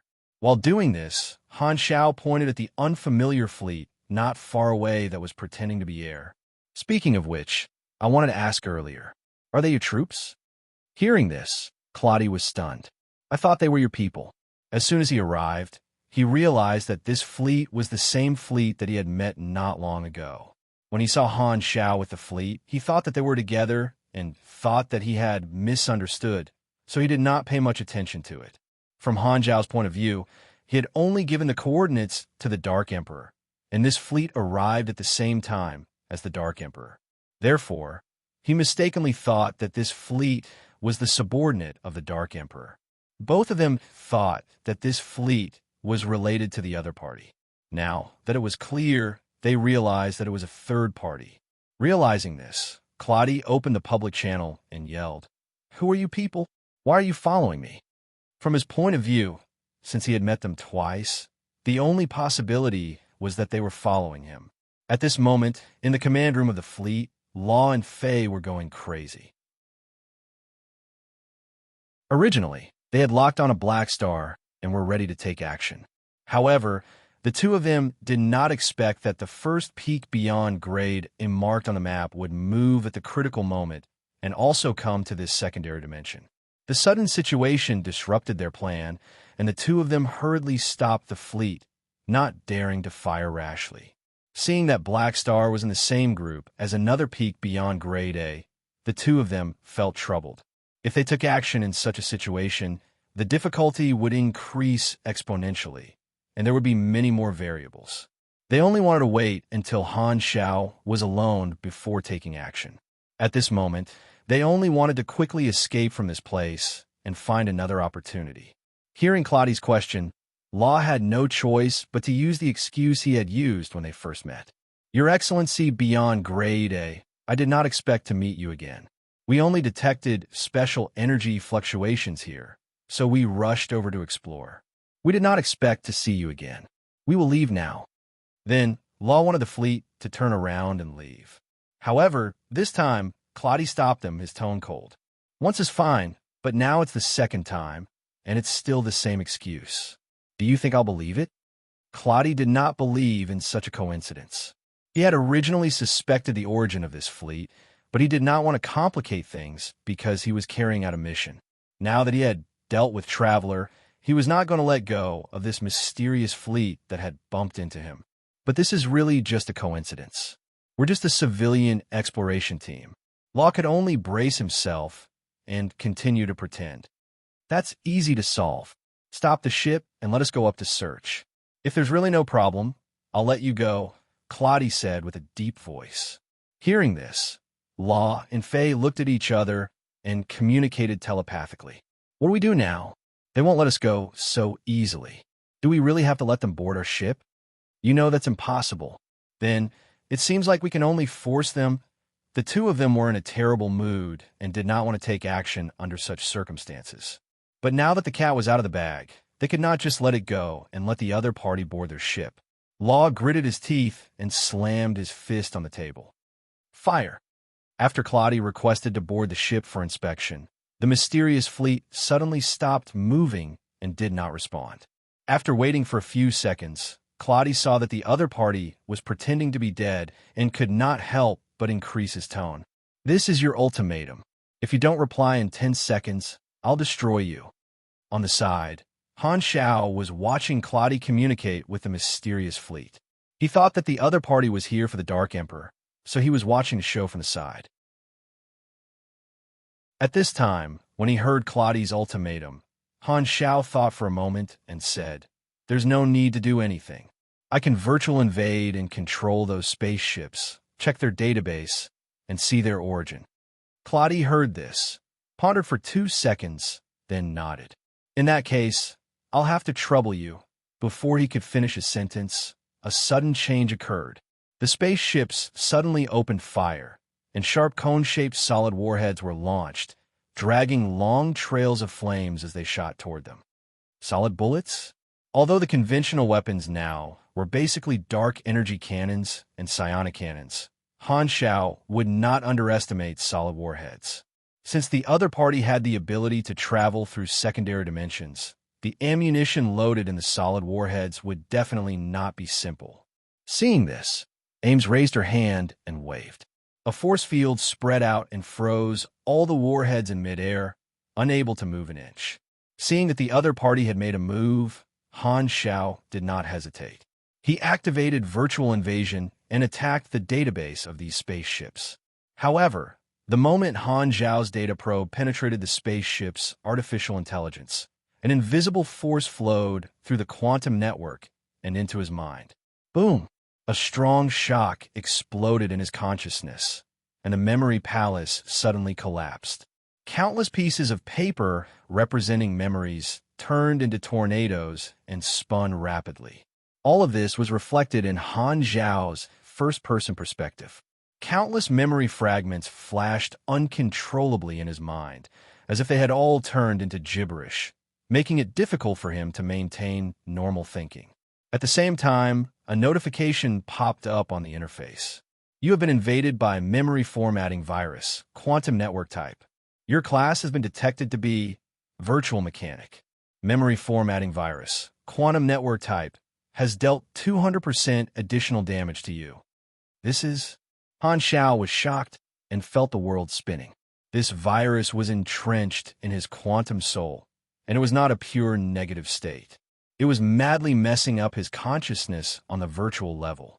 It was as if a naughty child had come to his house, rummaging through his neatly arranged things and throwing them everywhere. Han Xiao had no choice but to focus and fight against it. Seeing his situation, Claudia's eyes narrowed.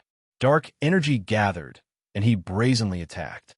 However, the next moment, the large group of dimensional exile bullets that Ames had frozen in midair took the initiative to explode, releasing an expanding space turbulence that swallowed Claudia's attack and transferred it to an unknown place. Not only that, but these released space turbulence also crazily tore at the space wall of the land of dead silence, creating more holes. Seeing this, Ames immediately controlled her force field and prepared to crush these few spaceships. At this time, Faye, who was in the main ship, made her move. A foggy white protective shield spread out with her as the center, protecting the fleet and blocking Ames' force field. They competed with each other, preventing Ames from destroying the spaceships immediately. The next moment, a special disc-shaped device appeared at the bow of the main ship, which looked like some kind of magnifying radar. It suddenly vibrated and released a special wave. You have been affected by Advanced Life Form Energy Disorder Wave, beyond grade A frequency. Your total level has been detected to be LV-320. It's taking effect. We don't have much time. Seeing this, Law abruptly raised his arm. His sleeve slid down, revealing an arm-shaped metal device on his wrist. This was a special equipment designed to capture primal Esper ability entities. He pulled it toward the mysterious energy host. Kacha! The primal chaos mysterious energy seemed to have eaten some kind of great tonic. It suddenly expanded and broke the mysterious energy host from the inside out, instantly breaking free. However, before it could move, an invisible force caught its energy body and made it fly uncontrollably in the direction of the fleet. On the other side, the spaceship did not remain idle. The second wave of dimensional exile bullets was fired towards the trio, who were struggling to move. Claudia struggled to control his special ability, forming a shield around his body. However, the spatial turbulence directly swallowed Claudia along with his shell and disappeared without a trace. It was unknown where he was banished to. At this critical moment, Han Xiao barely suppressed the overwhelming virus in his mind. He pulled his mind out, grabbed Ames's shoulder with difficulty, and escaped the range of the dimensional exile bullet with virtual teleportation. Then, he raised his hand and released a binding force field, grabbing the body of the primal chaos mysterious energy from the other side, preventing it from being captured. Whoosh! The primal chaos mysterious energy was pulled taut like a piece of cloth being pulled by both sides. Law's tone was anxious. Black Star is recovering. We can't waste any more time, or we'll be dead for sure. Take as much as you can. As he said that, he changed his hand gesture and activated another function of the arm-shaped storage device. A small part of the primal chaos mysterious energy's body was cut off. This part of the energy was absorbed by a black hole and quickly rushed into Law's arm-shaped storage device. Let's go. After completing this step, the fleet fired a dimensional exile bullet, which self-destructed as soon as it left the chamber. The spatial turbulence directly swallowed the fleet, making all the spaceships disappear. After dozens of seconds, the effects of the chaotic body control slowly disappeared. Ames took a deep breath, her chest rising and falling. She had a shocked expression. What kind of methods are these? These are special technologies developed by primal Esper ability entities. Without any external interference, Han Xiao had already used his virtual technology to eliminate most of the memory formatting virus. After reorganizing his memory palace, his expression was solemn. From the beginning to the end, this fleet only used technological weapons, but they were able to force the three of them into an extremely passive state. Han Xiao had a deep impression of these special technologies because they had also appeared in his previous life. Be it the memory formatting virus, the dimensional exile bullet, or the advanced life form energy disorder wave, they were all special technologies reverse-engineered by different primal Esper ability entities and had different uses. Among them, the dimensional exile bullet could not be effective in the main universe because the space structure of the main universe was completely different from the secondary dimensions. However, in the secondary dimensions, this technology was a powerful weapon that could divide the battlefield, escape, expel, and destroy the secondary dimensions. The memory formatting virus was a technological product that affected the soul. It also came from a certain primal Esper ability entity and was modified into a quantum network model. It was a trap specifically set for Han Xiao's virtual intrusion and successfully took effect when Han Xiao was not prepared. The advanced life form energy disorder wave was specifically targeted at the strong. The higher one's energy rank, the greater the effect. It was equivalent to using one's own energy against oneself. However, beyond grade, life forms had very strong adaptability. Every time they were affected by the chaotic wave, their basic effect would be reduced the next time. The enemy specialized in primal Esper ability entities, so their containment technology was more advanced. By activating the primal chaos mysterious energy, they broke the carrier of the mysterious energy host and stole a portion of the primal chaos mysterious energy's energy. No matter how strong supers were, they were still life forms. Since they were life forms, there were ways to deal with them. They were far from invincible. Although the technology trees of the three universal civilizations were different, they all had technologies that targeted high-level life forms. For example, the 10,000 deity scepter was an example. Even the pinnacle beyond grade A dragon could not take more than a few hits from it. As the advanced civilizations developed, there would only be more and more similar technologies. If it were a head-on battle, be it Han Xiao or the Dark Emperor, they would be able to easily crush this fleet. However, the enemy was unprepared and used all kinds of targeted technologies to launch a sneak attack, catching the three of them off guard. Even Claudia, who was very strong, suffered. He was banished into the space turbulence and would not be able to come out again. However, the enemy could only control the three of them at most. They did not have enough attack methods to hurt the three of them. The target of these people is not Claudia. They're coming for me. Han Xiao stored the primal chaos mysterious energy again and frowned. Ames caught the information in Han Xiao's words and asked curiously, You know who they are? I do know. Han Shao narrowed his eyes and slowly said, This is a group of people. This is a group of people who shouldn't have appeared in this era.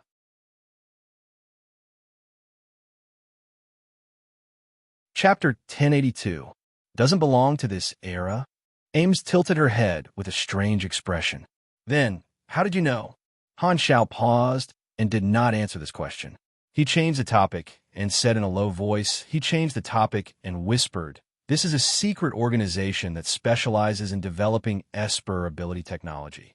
At the same time, they're also a mysterious arms dealer. Their products occasionally appear on the black market, and now they're eyeing the primal chaos mysterious energy. There was a lot of information that was inconvenient to reveal to Ames, so Han Shao did not tell her too much. He was only secretly surprised. The first time this organization appeared publicly was during the World Tree War.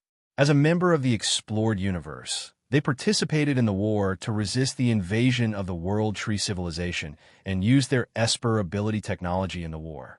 Now, it was only version 4.0 of the Flickering World, several versions away from the World Tree War in the later storyline of his previous life. In Han Zhao's impression, this group of people should not have appeared in this era, which was why he was surprised. The name of this organization was Holy Covenant. Even in the later versions of his previous life, they were extremely mysterious. He only knew that most of the members of this organization were descendants of different beyond grade as. Other than these Esper ability technology, there were also a large number of historical beyond grade as who participated in the World Tree War together with the Holy Covenant organization. They were all famous beyond grade, as whose deaths were confirmed. They seemed to have revived and returned to this universe. Quite a number of them were famous primordial ones. Such a powerful reinforcements with black technology and high-level combatants injected vitality into the chaotic battle back then, dealing a lot of damage to the high-level combatants of the World Tree civilization. The revival of these historical beyond grade, as was very exciting, but the reason for their revival was a mystery to the players. The advanced civilizations had sealed off the information, so the players had no way of knowing the inside story. In his previous life, Han Shao naturally had no way of knowing the truth. However, although the first time the Holy Covenant organization appeared was during the World Tree War, that was not the case for the primordial ones. Early in the Calamity of the Supers version, another batch of primordial ones had awakened and became one of the fuses of the Calamity of the Supers. Back then, the explanation that these primordial ones gave to the outside world was that they had pretended to die in battle during the exploration era and entered a special high-level life-sustaining cabin to hibernate, trying to avoid the tragic exploration-era war. They did not want to die in vain and hoped to wake up in the future. With their great power, they could dominate the universe in the new era. But something seemed to have gone wrong. The place where they slept was caught in the flames of war, and the life support cabins drifted through the universe before landing on a barren planet.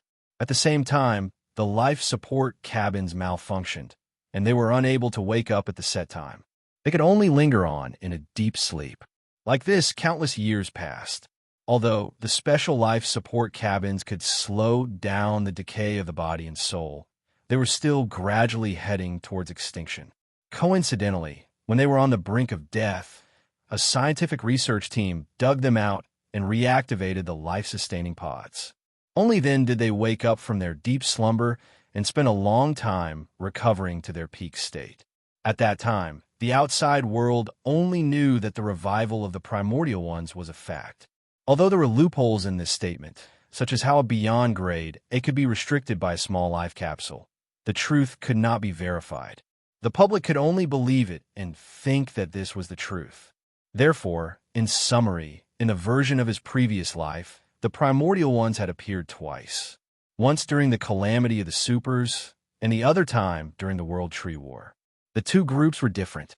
The group of primordial ones that appeared in the Calamity of the Supers version did not seem to be on the same side as the Holy Covenant organization.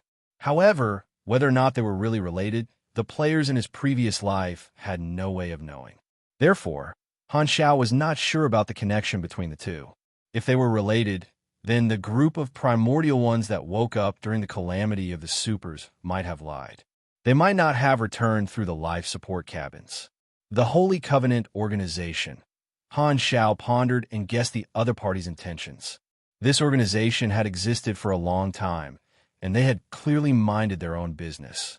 However, they had suddenly attacked him, which meant that the primal chaos mysterious energy was extremely important to the Holy Covenant Organization, to the point that they did not hesitate to offend an important person who stood at the peak of the universe.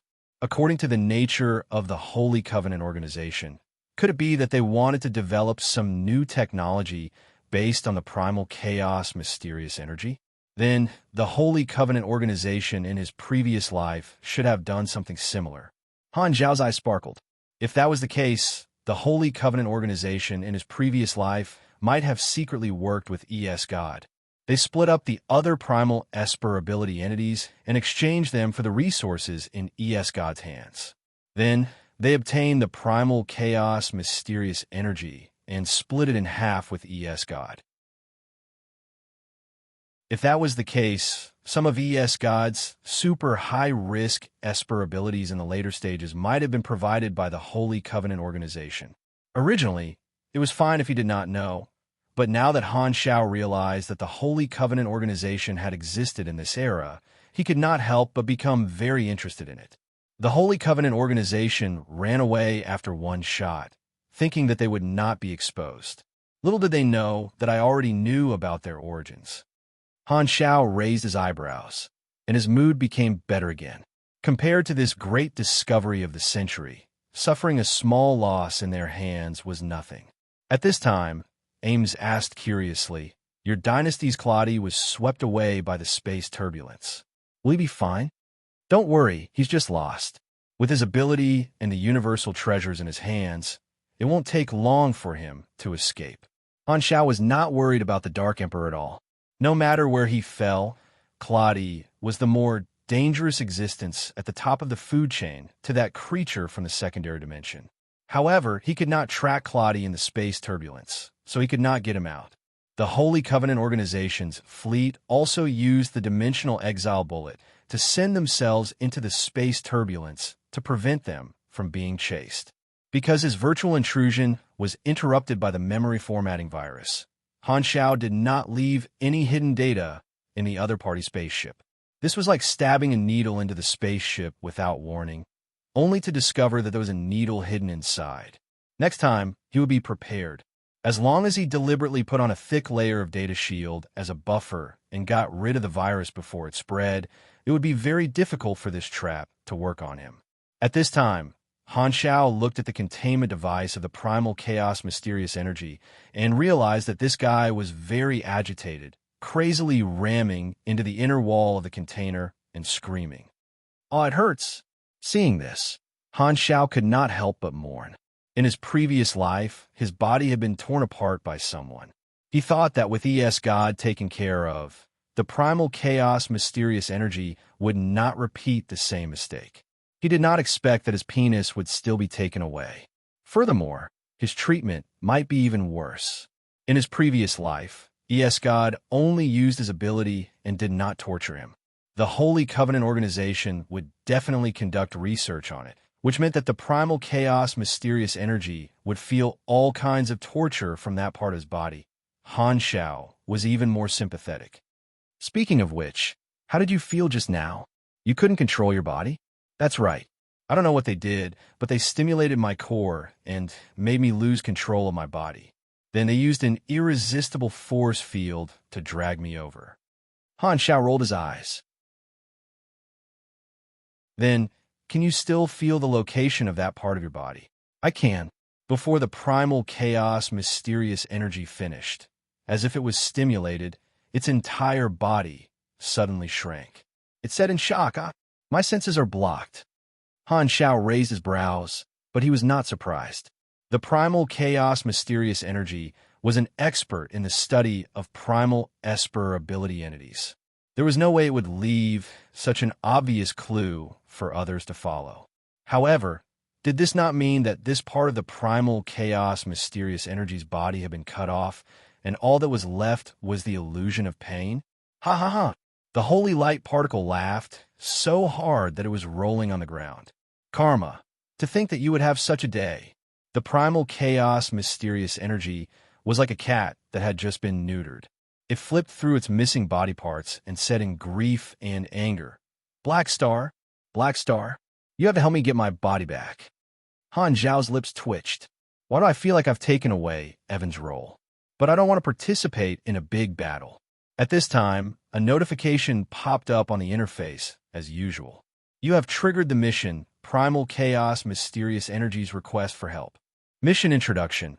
A mysterious organization has taken part of the core energy of the Primal Chaos Mysterious Energy from you. The Primal Chaos Mysterious Energy hopes that you can help him get it back. Mission Requirements. Get back the missing core energy of the Primal Chaos Mysterious Energy. Reward. 1,500,000,000 experience, 1 random reward, plus 60 favorability of the Primal Chaos Mysterious Energy, plus 1 favorability of the Holy Light Particle. Primal Esper Ability Entity Affinity. Primal Esper Ability Entity Affinity. The Primal Esper Ability Entity will be more likely to accept you. There's indeed a mission. Han Zhao looked at it and calculated in his mind. The reward of this mission was rather ordinary, so he did not pay much attention to it. However, dealing with the Holy Covenant organization seemed to be an opportunity to complete Primal Esper Ability Collector. If he were to try his luck and find ownerless Primal Esper abilities, he did not know when he would be able to gather 4 slots. Now that he had encountered the Holy Covenant organization that specialized in Esper ability technology, they definitely had a lot of stock. If he could get it back, this milestone mission would be easily completed. Han Xiaoxin made up his mind and replied, Okay, I'll do it. However, they're very elusive. It won't be that easy to find them. As long as you're willing to help me.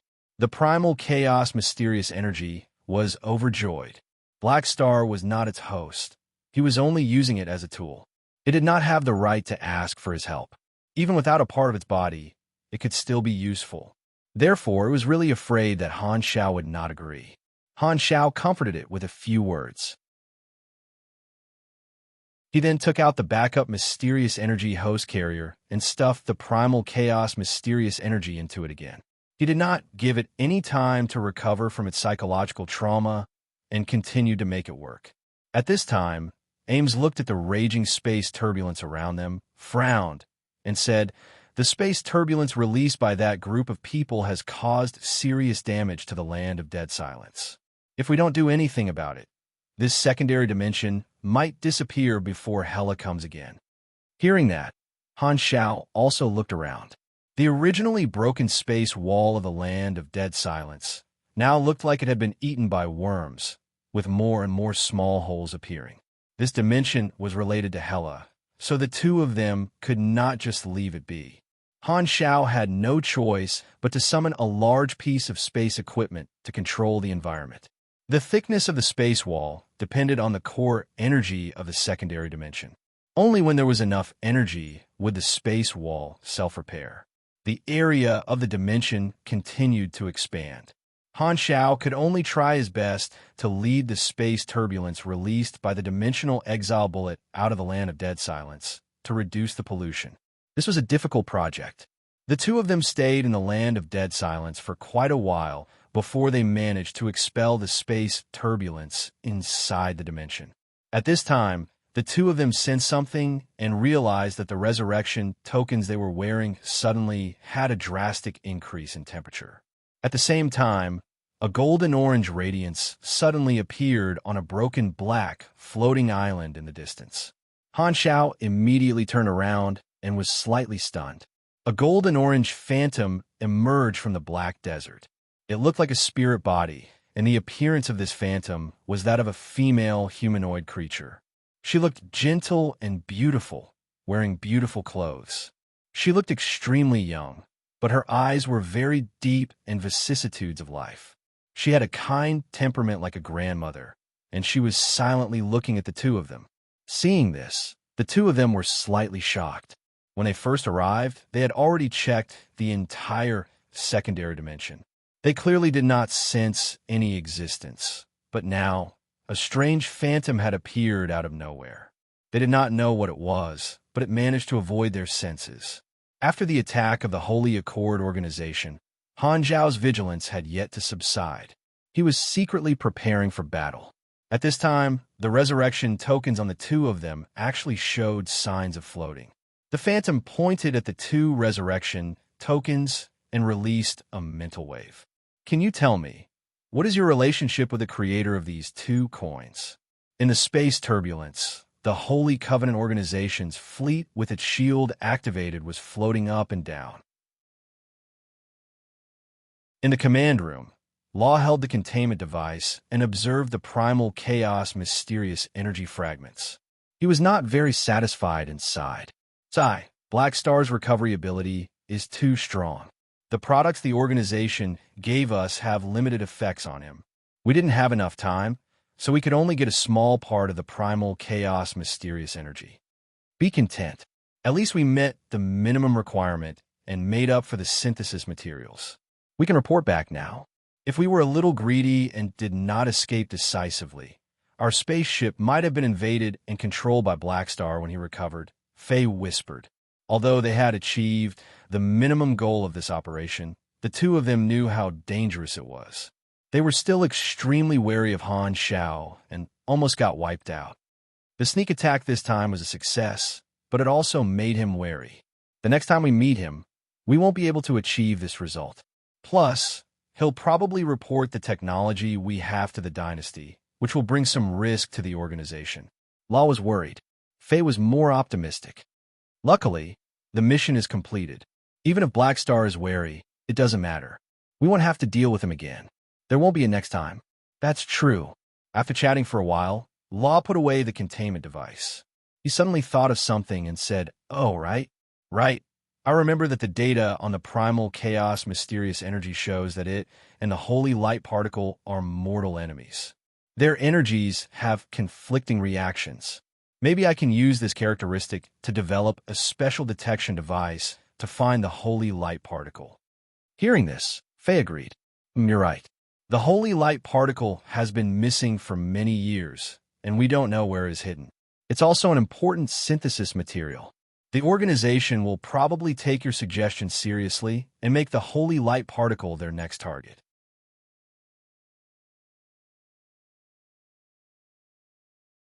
Chapter 1083. In the Land of Dead Silence, the two of them looked at the golden-orange spirit that had appeared out of thin air. Han Xiao held the resurrection token and asked curiously while sensing its vibration, "What are you? Where are you?" "I'm the consciousness of the underworld. Simply put, I'm the butler of this secondary dimension. You can call me by my name, Onisilu. It's actually a dimensional consciousness entity. I thought that in a dying secondary dimension like this, even if it had a consciousness entity, it would have already disappeared." Han Xiao was secretly surprised. Only a very small number of secondary dimensions could give birth to dimensional consciousness, which was equivalent to having a life of its own. The evil convergence was one such example. A dimensional consciousness entity was of a higher level, which meant that the secondary dimension had successfully ignited the spark of intelligence. In comparison, the evil convergence was just a beast. This dimensional consciousness entity could control all the energy of the secondary dimension. In the eyes of some people, it was an existence similar to a god. Some sects worshipped the dimensional consciousness entity as a god statue. This was one of the mainstream forms of existence of gods in the main universe. According to Han Zhao's understanding, the function of a dimensional consciousness entity was basically the same as the land, which made it much simpler to explain. No wonder he could not sense its existence. Although this was a dying secondary dimension, it was still its territory. The dimensional consciousness entity was this space itself. If it did not want to appear, no one would be able to discover it. Then, what's the underworld? Han Xiaoxin had a vague guess.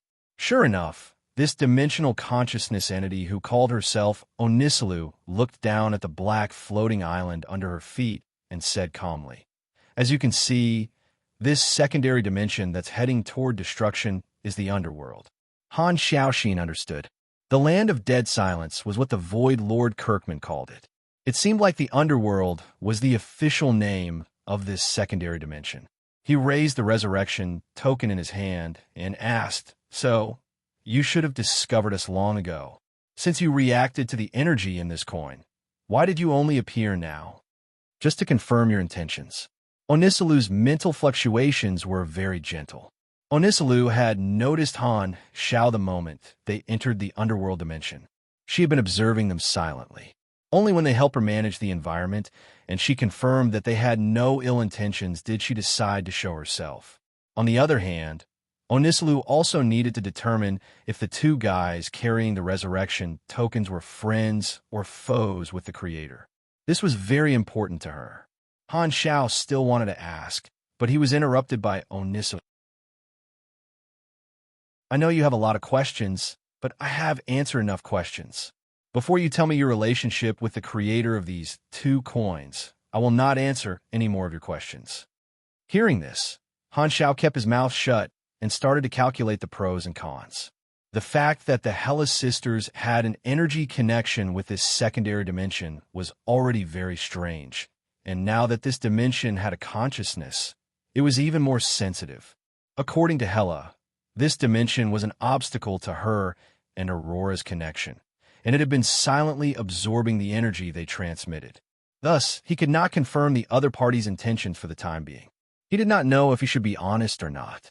But then again, since there was a consciousness of the dimension, it would definitely know the ins and outs of everything.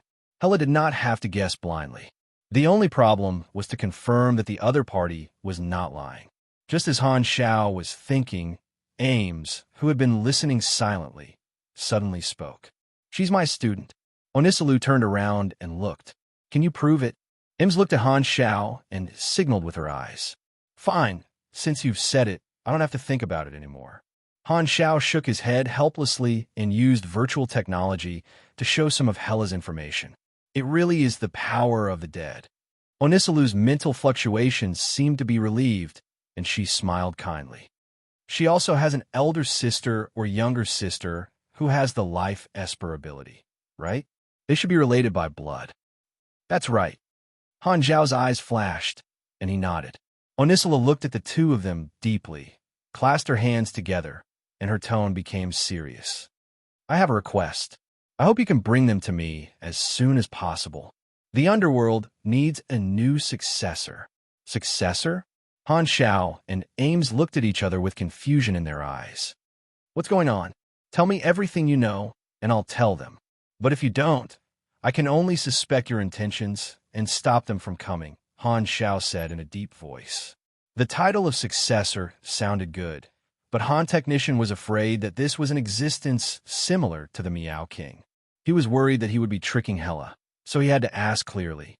"Since I've decided to show up, I don't plan to hide it from you." Onisalu shared a memory through her mental fluctuations, giving off an atmosphere of listening to her mother's story of the past. It all started from the exploration era. In the Long War, the first batch of Beyond Grade, as was born. They were called the Primordial Ones in history.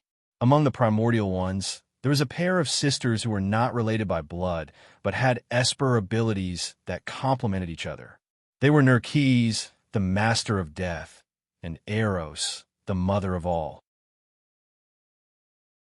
They used their own abilities to create this underworld dimension. At first, the underworld dimension was just a cage used to imprison the souls of the dead that Nerkes had restrained and the followers that Eros had subdued. However, as the abilities of the two founders continued to grow, the underworld dimension gained a new function, which was to become a place for the souls of the dead, providing a world where the consciousness of the dead could live forever. Since you're a mechanic, in your words, you can understand it as converting the memories and minds of those who died physically into data and uploading it to the virtual world to achieve a different kind of eternal life. The underworld dimension is like a server storing the souls of countless lives. Many strong people from the exploration era chose the underworld and slept here after death. Therefore, Nerkes and Eros created me and let me manage the underworld, becoming the tomb keeper of the underworld. The two founders were extremely talented, and they did not stop growing. Nurki's ability prevented the souls from decaying in the underworld, while Eros used her ability to create temporary physical vessels for the souls to regain the shell of life.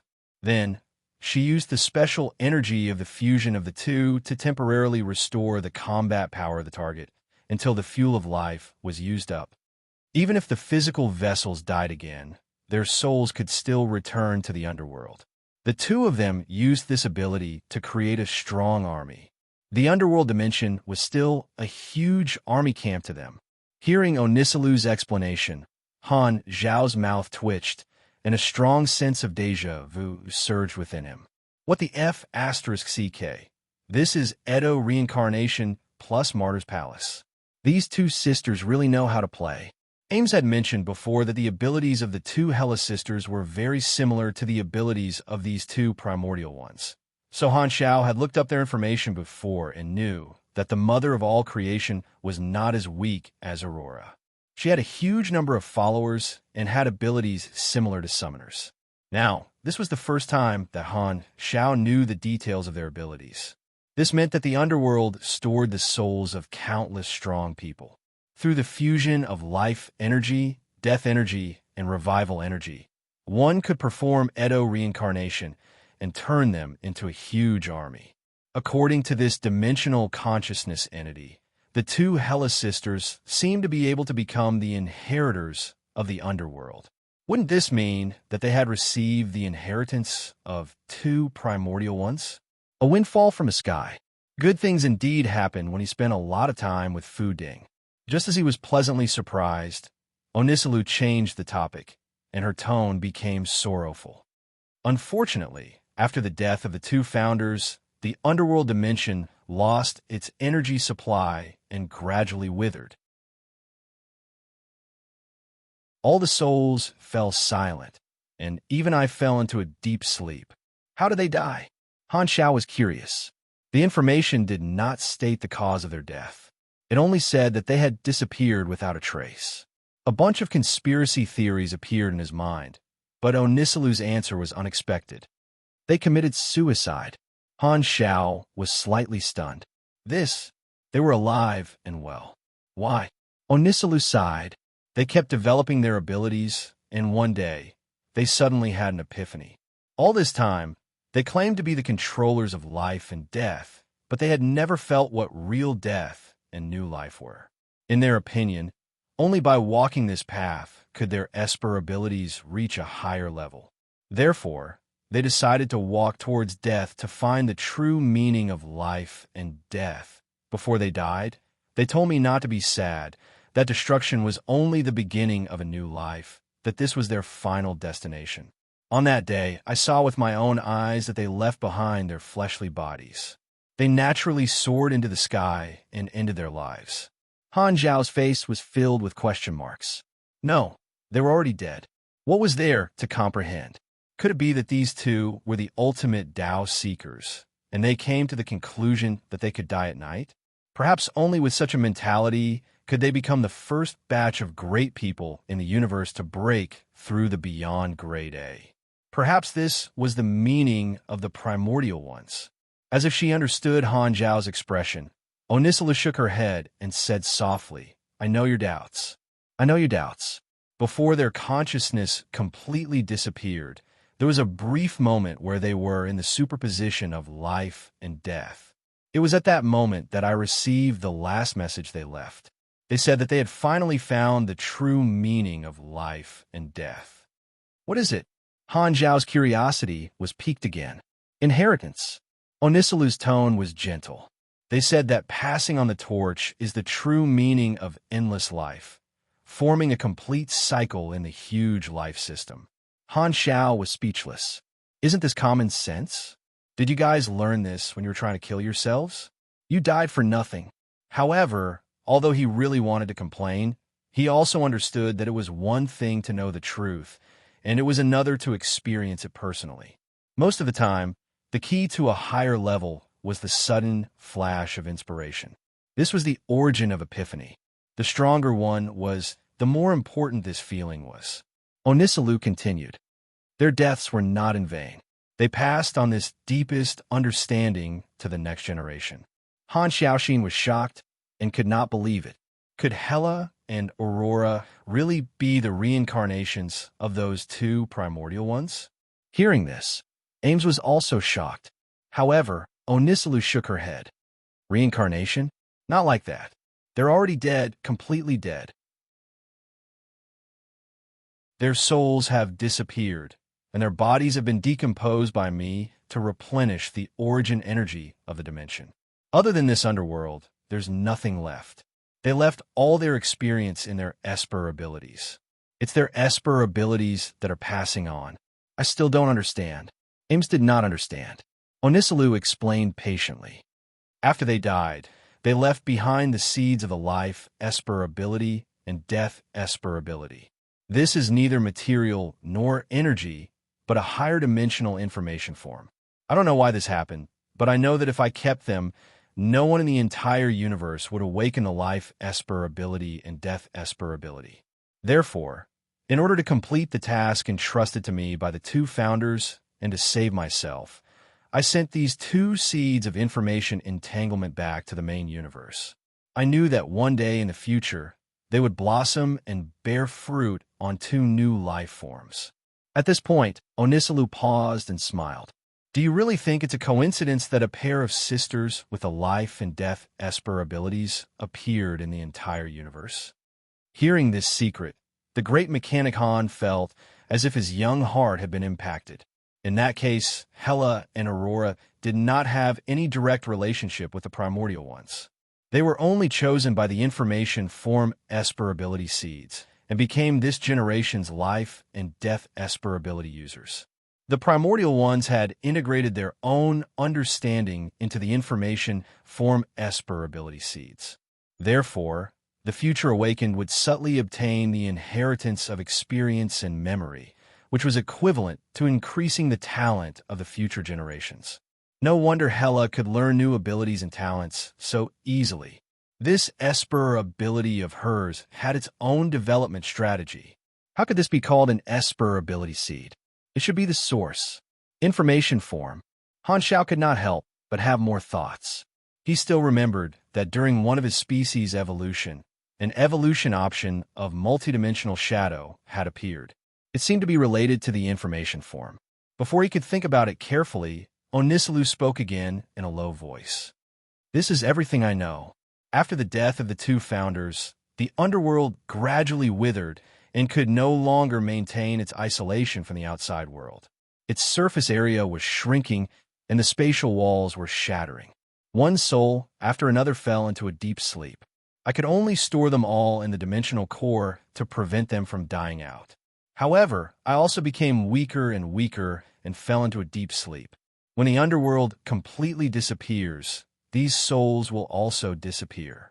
The source energy of the underworld is the energy of the life and death Esper abilities. Not long ago, I finally received a supplement and unconsciously absorbed the energy of this generation's sisters, barely waking me up from a long, deep sleep. Then I stopped absorbing. Han Xiao thought to himself, not long ago, it should be when Hela and Aurora were developing their life connection. No wonder the energy they transmitted was sucked away. That makes sense. In that case, the underworld dimension is actually a medium for the life connection of the two sisters, a medium for their energy. This time, Onisulu shook her head and calmly said, the remains of the two primordial ones allowed me to last for a long time. They've long been used up. The underworld urgently needs a long-term, stable source energy provider. Please bring them over as soon as possible. I don't know how long I can last. As soon as she said that, Han Xiao received a mission notification. You have triggered the mission heir of the underworld. Mission introduction. The underworld is the legacy of the previous generation's life and death Esper. The dimensional consciousness body Onisulu has sensed that she is dying. She hopes that Hela and Aurora will become the new heirs. Mission requirements. Help Hela and Aurora inherit the underworld dimension. Reward. 50 million EXP, plus 20 Onisulu favorability, 1 character summon card. Additional mission requirements. Restore the underworld dimension to its peak. Additional reward. Plus 40 Onisilu favorability. Mark of the underworld.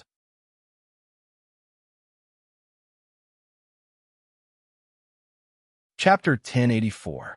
Mission time. Han Xiao glanced at the interface and immediately knew what was going on. According to the basic reward, it should not be difficult for Hela to take over the underworld dimension. It was just that the additional requirements would be more difficult. Who knew how much energy it would take to restore this tattered underworld to its original state? Even squeezing Hela dry would not be enough. However, since it was an inheritance from Senior, there was no reason to reject it. At most, it would take more time. The brand of the underworld made Han Xiao quite envious. Its effect was to gain the right to control the energy of the secondary dimension to a certain extent. This thing was equivalent to a kind of control authority, similar to the mark of evil convergence on Traveler. It was the key to opening the secondary dimension and also gave some strength bonuses. Furthermore, when he killed an enemy, he could also drag the enemy's soul into the underworld and increase the number of members in the Martyr's Palace. It was equivalent to gaining part of Hela's authority and becoming a part-time soul hunter. Connecting this to the favorability reward, could it be that he had done Onisilu a huge favor, so she was willing to give her body to him? Thinking about it this way, it did seem quite exciting. Han Xiao recalled that in his previous life, Hela did not display any ability related to the underworld dimension. The underworld had probably already disappeared before she discovered it. After all, the opportunity for Hela to discover the underworld dimension was the process of establishing a life link with Aurora. The underworld acted as a medium and intercepted most of the energy transmitted between the two. Without this wave of energy, Onisilu would not have been able to wake up. In his previous life, Aurora was already dead, and Hela was alone. Since there was no energy transmission between the two sisters, she most likely did not discover the existence of the underworld dimension and missed out on the inheritance. At the same time, without Aurora, there was no way to summon an underworld powerhouse like the Edo Tensei, and the recovery energy from the fusion of the two did not exist. Thus, even if Hela obtained the underworld dimension, she would only be able to use a weakened version of it. Therefore, in the end, the Germinal organization leader was really amazing. Various thoughts flashed through Han Zhao's mind. Finally, he calmed himself down and nodded at Onisilu. "All right, I'll bring them over immediately to meet you. It's all up to you." Onisilu smiled. After she finished speaking, her figure disappeared, concealing the dimensional consciousness entity once again. She had already said what she needed to say. Now that her dimensional energy was completely depleted, she would save as much as she could. Now that only the two of them were left, Han Xiao turned to look at Ames and saw that she was deep in thought. It was obvious that she had not recovered from the shock yet. This was understandable. The two of them only wanted to help Hela scout the area, but they didn't expect to encounter a series of unforeseen events. First, he met the Traveler and beat him up. Then, he was ambushed by an unknown army. Claudia went missing, and the primal chaos mysterious energy was crippled.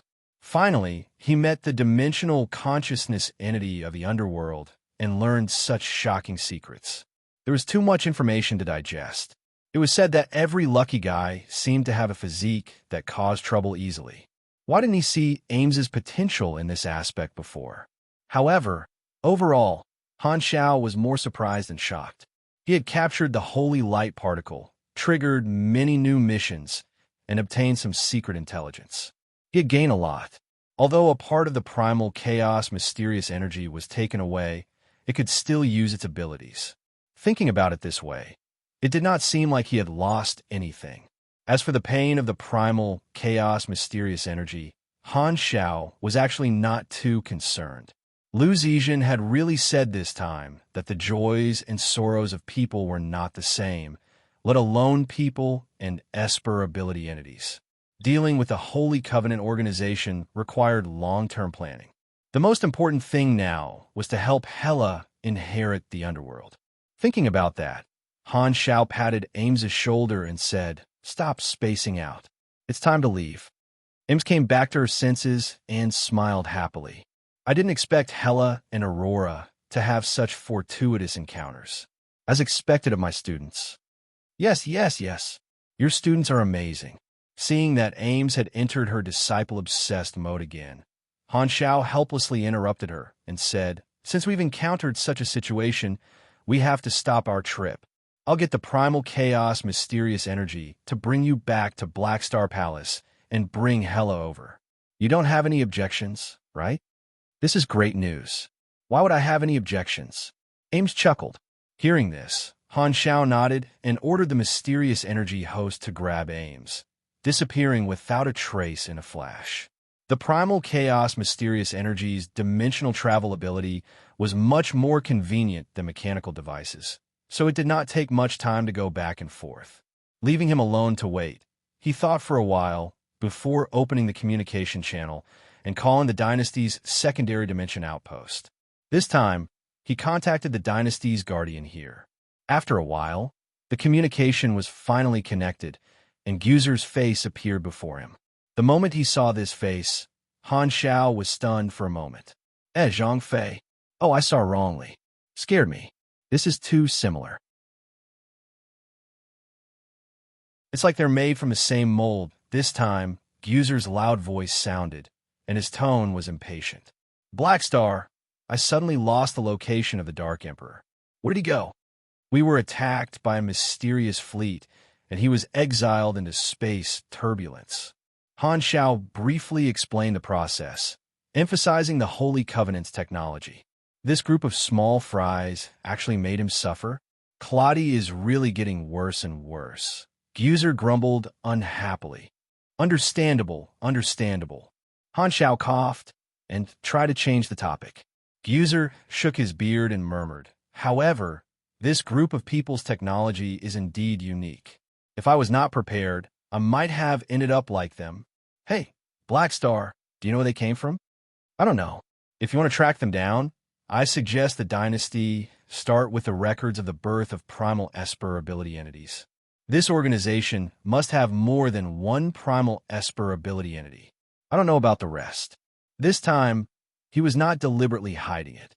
Han Zhao's understanding of the Holy Covenant of this era was indeed limited. Just exposing the organization's name would not have much effect, and it would only attract suspicion. "Got it. I will upload your information. This group of people actually dared to attack the Dynasty. We must dig them out and teach them a lesson," Gyuzer said in a deep voice. Han Xiao nodded secretly. Letting the Dynasty track down the Holy Covenant organization would at least cause some trouble for the other party. With the power of an advanced civilization, they might really discover something. This could be considered as him taking advantage of the situation. Gyuzer cursed a few times and vented some of his anger before calming down. He sized up Han Zhao's figure and could not help but extend a warm invitation. "Black Star, I've always wanted to get to know you. Come visit me when you have time. Let's get to know each other better. There will be a chance."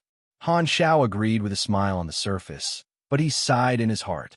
A powerful beyond grade, taking the initiative to befriend him meant that he was finally about to succeed in getting to know him after so many years. He had an impression of Gyuzer. This was a Dynasty expert who guarded the secondary dimensions all year round, and he had never met him personally before. In Han Technician's memory, this guy seemed to be very good at fighting. It was a pity that he died a little too early and did not make it to the World Tree version. Speaking of which, the secondary dimensions were also one of the battlefronts of the World Tree War. The degree of devastation here was not inferior to that of the main universe. The research institutes and outposts of the three universal civilizations in the secondary dimensions were almost completely wiped out. Compared to the stable space-time and style of the main universe, the bizarre secondary dimensions were more dangerous due to their endless changes. After chatting for a while, the two parties got along quite well and left a good impression on each other. Han Xiao hung up the communication. The space around him fluctuated again, and the mysterious energy host brought Ames and Hela back to Han Zhao's side. He turned around and greeted them. "Yo, you're here. Why didn't you bring your sister along? There's no need to bring Aurora to such a dangerous place. I need her ability, so I'll just get her to transmit it to me remotely. Hela explained. She then looked around, curiously sizing up the underworld dimension, and suspiciously said, "You guys really didn't team up to lie to me? This secondary dimension is the legacy of the primordial ones? Let her explain it to you herself." Han Shao snapped his fingers and almost subconsciously called him Geezer Earth. Onisalu appeared again. She first smiled at Han Shao, as if praising his efficiency. Then, she pulled the doubtful Hela aside and started talking. Seeing this, Han Shao called out to Hela and said, "All right, let's talk to her for now." "All right, you can talk to her slowly. Ames and I won't stay here to accompany you. We'll leave you with a mechanical army. If there's anything, just inform me. You have the King mechanical suit anyway. Just call me if you're in danger, and I'll teleport you back." Hela turned around and looked at him. After hesitating for a moment, she nodded. "Okay, you go and play with your teacher." Han Shao smiled at her, then let the mysterious energy host take the two of them and disappear. He was not worried about Hela's safety. After all, she was a beyond grade A, and she had his own army to take care of her. She had enough power to protect herself in the secondary dimensions. Looking in the direction where the two of them disappeared, Hela had complicated emotions in her eyes. There was both joy and disappointment. The legacy of the primordial ones was an opportunity to increase her strength, so she was naturally very surprised. However, when she thought about how the two-person trip she had agreed to with Black Star in the secondary dimensions would be canceled, Hela felt a little disappointed. Although she did not usually say it, she actually really wanted to go out and play with Black Star, Void Dimension. A red light flashed, and the two of them instantly appeared in Kirkman's territory. After settling the business of the Holy Light Particle and the Underworld Dimension, Han Shao planned to complete the Void Conqueror milestone mission. Therefore, he remembered his agreement with Kirkman and rushed back. However, at this moment, the two of them looked around and could not help but be slightly stunned. The Void Crystal floating city, which was originally densely populated, was now empty. The Void Core station here were all gone. Strange, where did they all go? Did they go out to train? Ames looked around. We'll know once we find a Void creature and ask. Han Shao brought Ames to Kirkman's palace. As expected, there were still some Void attendants who did not have much combat power left. When they saw the two distinguished guests that their lord had received, they all came forward to welcome them. Han Shao did not stand on ceremony and asked directly, "Where did Kirkman go?" "His lordship led the army out to war. Didn't we tell him to wait for us to return before starting the war? Could he not even wait for this little bit of time?" Han Shao was puzzled. The Void attendant said, helplessly, "It wasn't Lord Kirkman who started the war. It was the other Void Lords who invaded us, and Lord Kirkman was only forced to fight." "Then give me the coordinates of the battlefield." Han Shao narrowed his eyes and said in a low voice, "It seems like we came at the right time." At the same time, in a certain area of the Void Dimension, two massive Void armies were engaged in a fierce battle. In the middle of the battlefield, the leading Void Lords of both sides were killing each other. One of them was riding a young Void dragon, holding a giant Void crystal shield and a black longsword. The other was riding a Void worm with more than 20 arms, all of which were holding bronze short spears. Every time the weapons of both sides clashed, there would be a burst of bluish-purple Void energy shockwaves. A large area around them was emptied out, and no one came to interfere with the duel between the two Void Lords. The one wielding the long sword was Kirkman. He was at a slight disadvantage in the duel. His control of Void energy was not as profound as his opponent's, and his ability was also much weaker. He was in a rather passive position, attacking less and defending more. The enemy he was facing was his nemesis, Han Zhao's mission target, Void Lord Bagdora. As they were all Void creatures, they had high resistance to Void energy, which limited the effectiveness of long-range attacks. Thus, most Void creatures were more inclined to close combat when dealing with their own kind. Clang! More than 10 short spears slashed down at the same time. Kirkman hurriedly raised his shield to block, and a ring-shaped shockwave exploded at the point of collision. Both sides were in a stalemate. Can you feel my increased strength? You're no longer my opponent. Bagdora laughed loudly. You killed another void, Overlord. Kirkman was both shocked and furious. At their level, every increase in strength was very important. Only by devouring existences of the same level or higher would their strength increase significantly. For many years, both of them were evenly matched, but now, Bagdora's strength was obviously higher. This could only be explained by him devouring the core of another Void Lord. A newly born Void Lord happened to pass by my territory, so I turned him into my nutrients. This is fate. I'm destined to defeat you. Damn it. Kirkman was instantly envious. Why couldn't he encounter such a good thing? Bagdora stabbed his short spear so hard that it left afterimages. His mental fluctuations were filled with impatience. He had already treated Kirkman as a nutritious meal and could not wait to devour him. As long as I devour you, I'll be able to enter the ranks of the upper-level lords. Resistance is useless. Be obedient and become my food. Kirkman could not withstand the enemy's ferocious charge, and it became more and more difficult for him to defend.